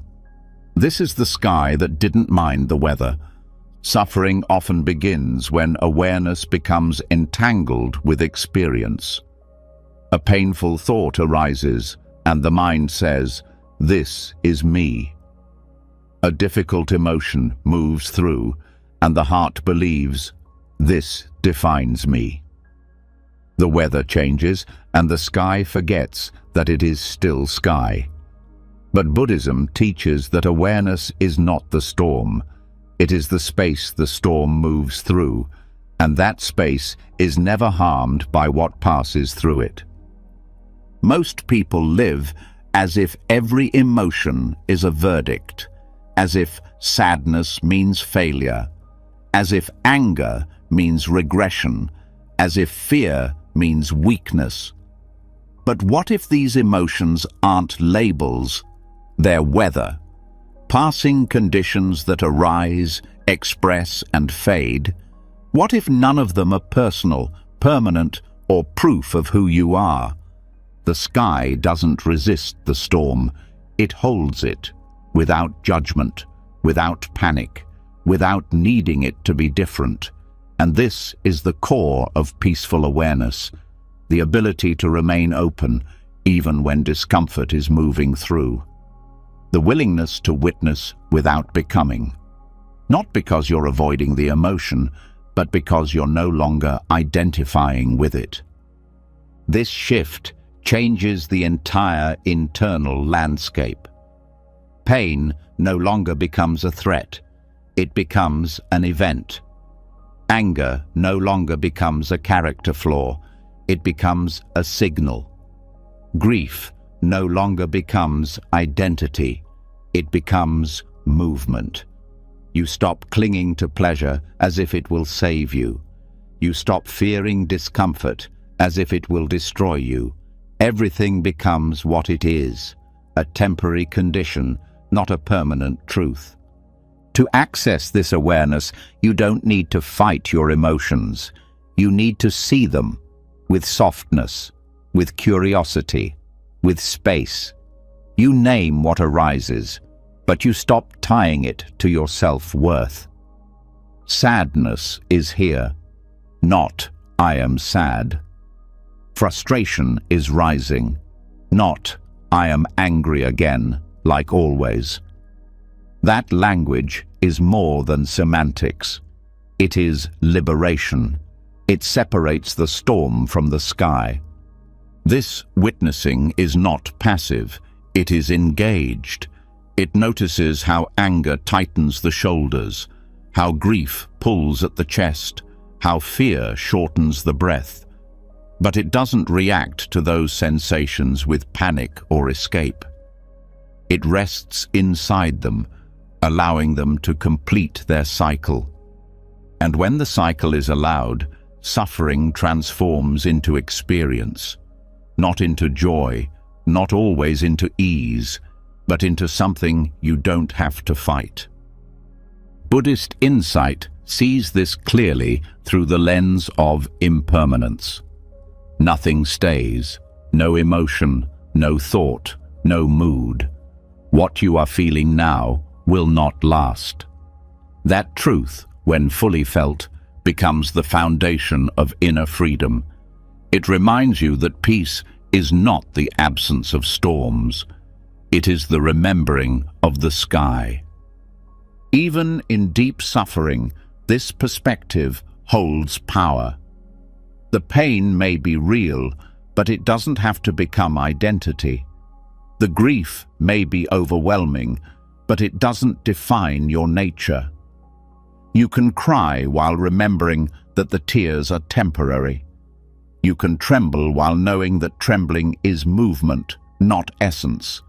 And that knowledge softens the experience. It gives you room to breathe inside what used to suffocate you. Meditation deepens this practice. Each time you sit, you watch thoughts come and go. Emotions arise and dissolve. Sensations shift and pass. This repetition trains the mind to stop gripping, to stop personalizing everything. It shows the mind what the body already knows. Nothing holds forever. The wave always returns to the ocean. When awareness takes the front seat, experience becomes lighter, not less meaningful, just less sticky. You begin to trust that even in difficulty, you are okay, not because everything is easy, but because you are no longer merged with every fluctuation. You've created a small gap, and inside that gap is peace. This doesn't mean you become detached or cold. Quite the opposite. You feel everything fully, but you no longer confuse feeling with becoming. You no longer tie your identity to your emotional weather. You feel sadness without drowning. You feel joy without clinging. You feel fear without shrinking. Because your center is not moving with every gust of wind. This shift also affects your relationships. When you see others as weather moving through their own sky, you become less reactive. You stop taking things personally. You stop needing to fix every discomfort. You offer presence instead of correction, because you know that what's rising in them will pass too. That presence, not pressure, is what creates healing. Stillness becomes more accessible when you live this way, because stillness doesn't require silence. It requires non-resistance. The sky is still even when the wind moves fast. Stillness is not what's happening. It's how you're meeting what's happening. When you no longer resist your experience, you stop feeding it with fear. You begin to live more lightly, not because life got easier, but because you are no longer carrying every passing thought and feeling like a permanent backpack. You carry nothing. You walk open. You trust what comes, and you trust what leaves. You stop labeling every sensation as good or bad, and you start letting everything belong. That belonging is what heals fragmentation. You no longer run from discomfort. You sit with it. You no longer chase comfort. You allow it. You stop measuring every moment by how it feels and start appreciating every moment for what it is. Another cloud passing through an infinite sky. You stop asking, "Why is this happening to me?" and start asking, "Can I meet this with presence?" This is what the sky teaches: to remain open, to remain steady, to not personalize the passing weather, because storms will come, and joy will come, and none of them will stay. The sky doesn't need to change to allow the weather. It simply makes space. Let yourself be that space. Not to escape emotion, but to stop being swallowed by it. Let awareness be large enough to hold the hardest truths without collapsing. Let presence be soft enough to feel everything and still remain whole.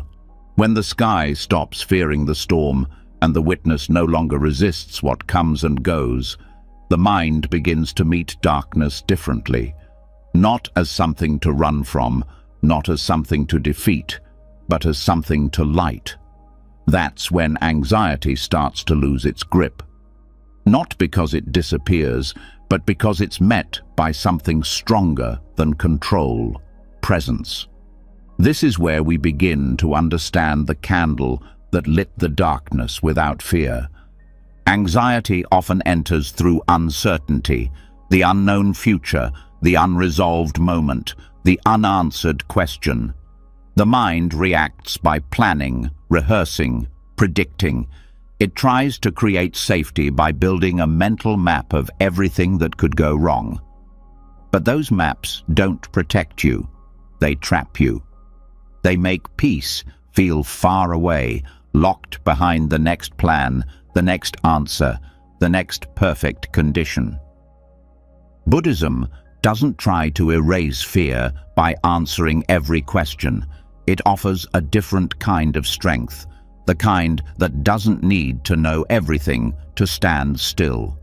Fear becomes panic when the mind believes it must fix the moment. That belief turns discomfort into danger. But presence softens that belief. It says, "This is what's here," not "this should not be."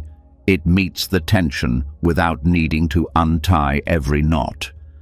That meeting is what transforms fear into something else, not into joy, but into awareness, into steadiness, into enough. The candle is not afraid of the dark, not because the dark has changed, but because the candle remembers what it is. Light is not louder than darkness. It's just different. It reveals. It doesn't fight. This is how presence meets anxiety. It doesn't argue. It allows. It doesn't need to overpower. It simply stays. Anxiety feeds on rejection. Every time you say, "This shouldn't be happening," fear grows. Every time you brace, tension deepens. Every time you predict disaster, the body believes it's real. Presence does the opposite. It says, "This is what I feel, and I can still stay with it." That staying begins to change the relationship between you and your mind. Courage in Buddhism is not bravado. It's gentleness that doesn't run. It's awareness that doesn't flinch. It's the ability to feel fear without making it an emergency. To breathe with anxiety instead of against it. To say yes to discomfort, not because you like it, but because it's already here. This kind of courage is learned slowly, through small choices. You notice the tightness in your chest, and you breathe into it instead of avoiding it. You feel the rapid thoughts, and you sit instead of distracting. You hear the alarm in your mind, and you respond with presence instead of panic. These moments are not small. They are how the nervous system rewires, one breath at a time. Every time you stay, your body learns that presence is safety, not knowing, not fixing, but being. The more often you stay, the less urgently the mind demands escape. The less fear you feed, the more space there is for clarity to return, not through force, but through allowance. Stillness in the face of anxiety is not passivity. It's strength that isn't loud. It's like a tree in the wind. It bends, it feels, but it doesn't break, because it's rooted. That root is your breath, your body, this moment. Nothing else is needed to begin.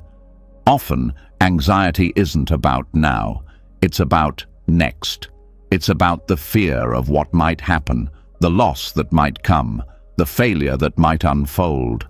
But when you return to now, most of that fear dissolves, because most of what you fear isn't happening. It's a shadow, a projection, a mental story that's been rehearsed so often it feels real. But presence doesn't argue with the story, it just stops feeding it. Buddhism invites this return over and over, not to escape the world, but to meet it fully, to come back to the body, to the breath, to the step under your foot. This practice doesn't promise you won't feel fear again.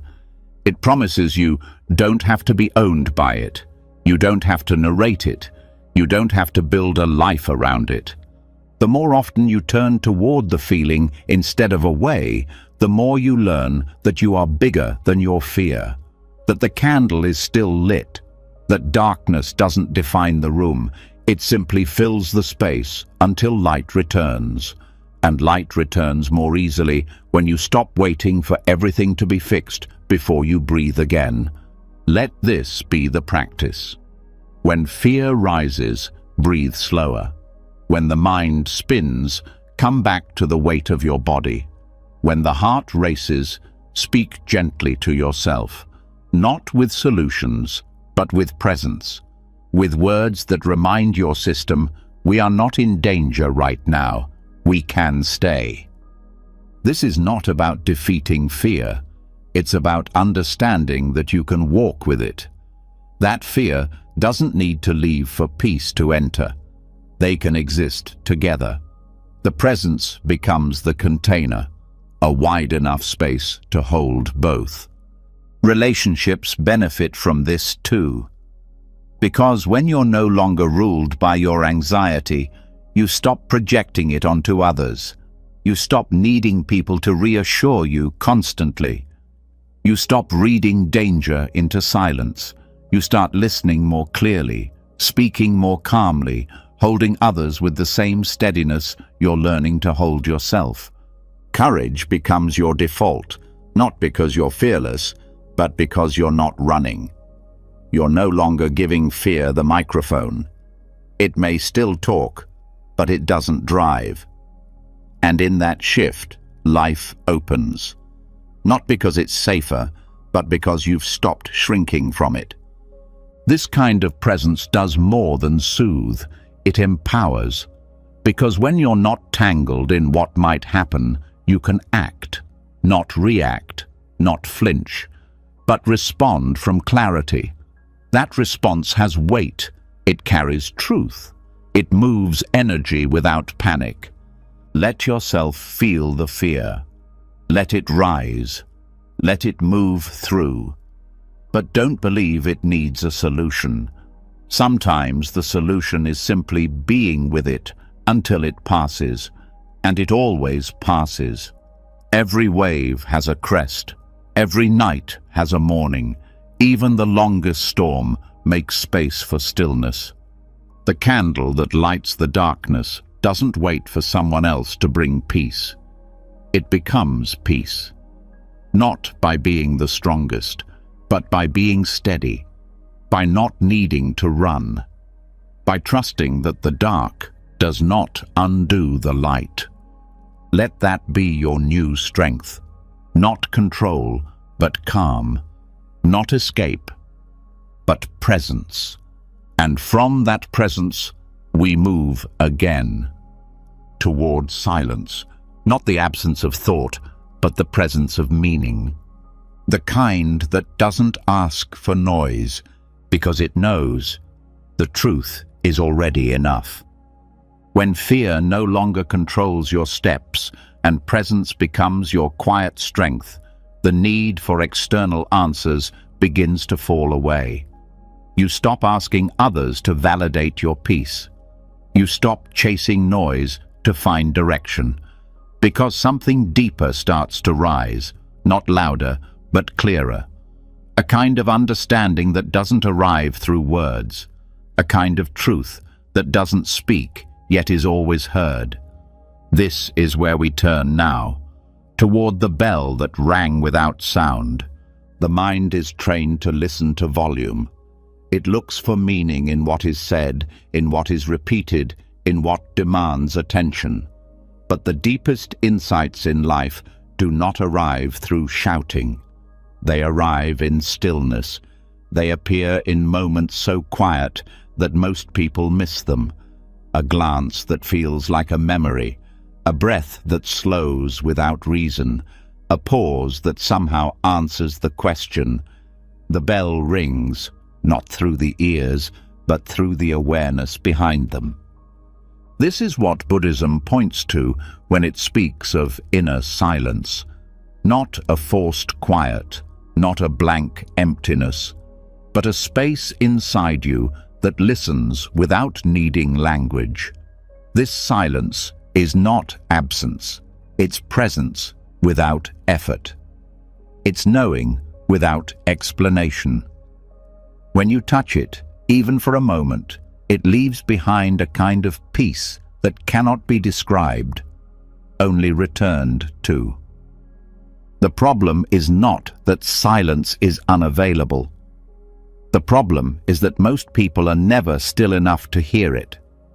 Their minds are filled with commentary, their bodies filled with urgency, their attention pulled by noise that promises answers but only delivers distraction.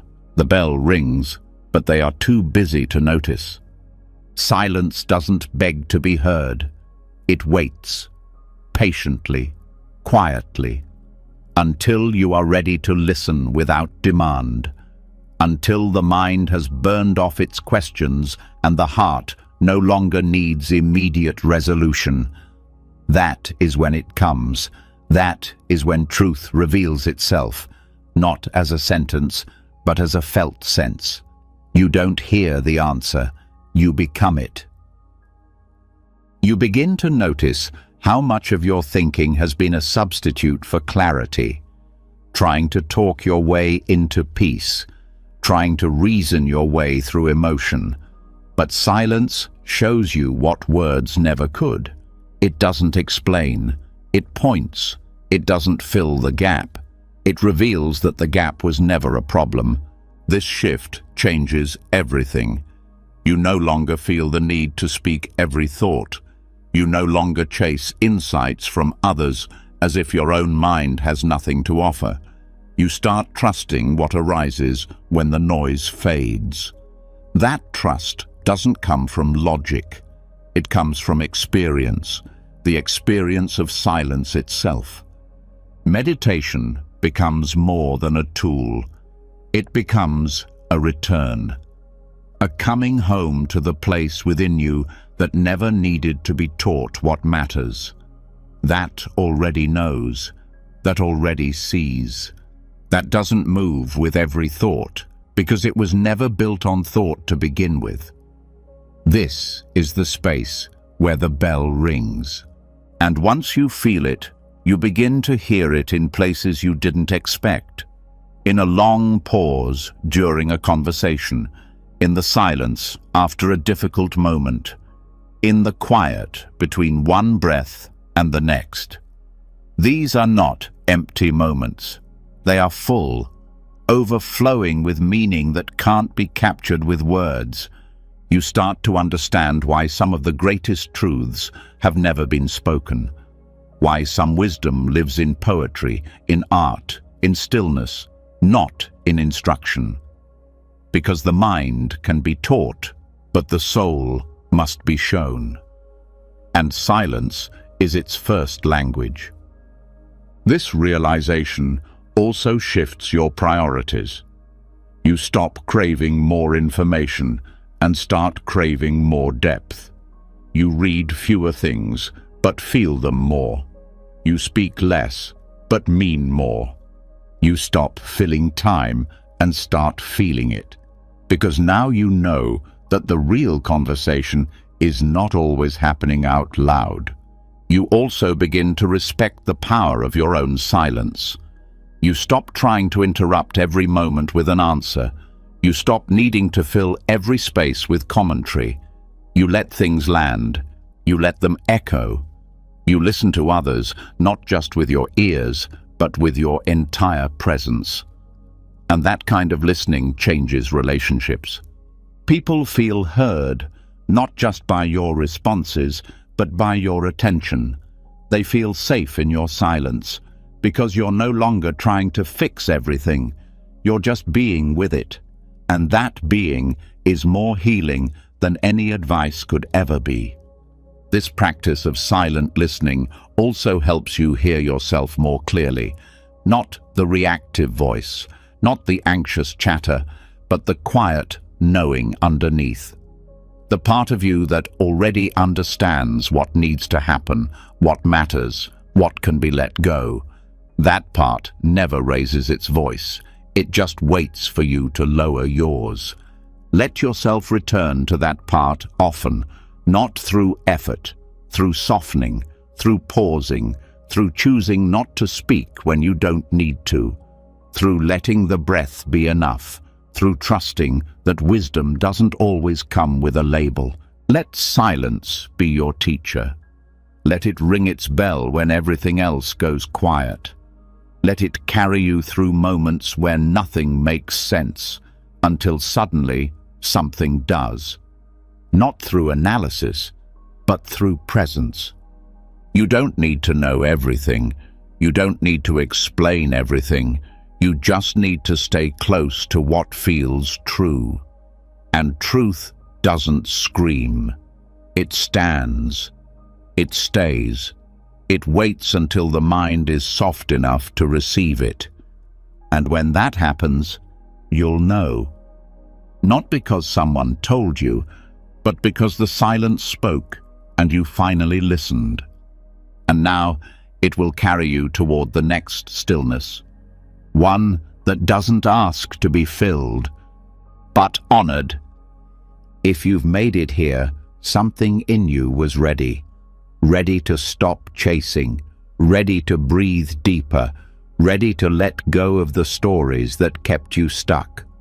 For over 3 hours, you've walked through silence, through stillness, through thoughts that no longer needed attention, and through fears that didn't need to be defeated, just witnessed.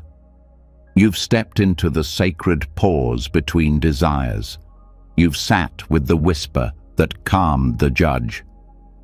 You've watched the cloud forget to storm, the flame rise without burning, the monk forget his name, and the sky hold every emotion without becoming any of them. This was never about becoming someone new. It was about remembering who you were before the noise. Not fixing the mind, but freeing it. Reprogramming not with effort, but with presence. Letting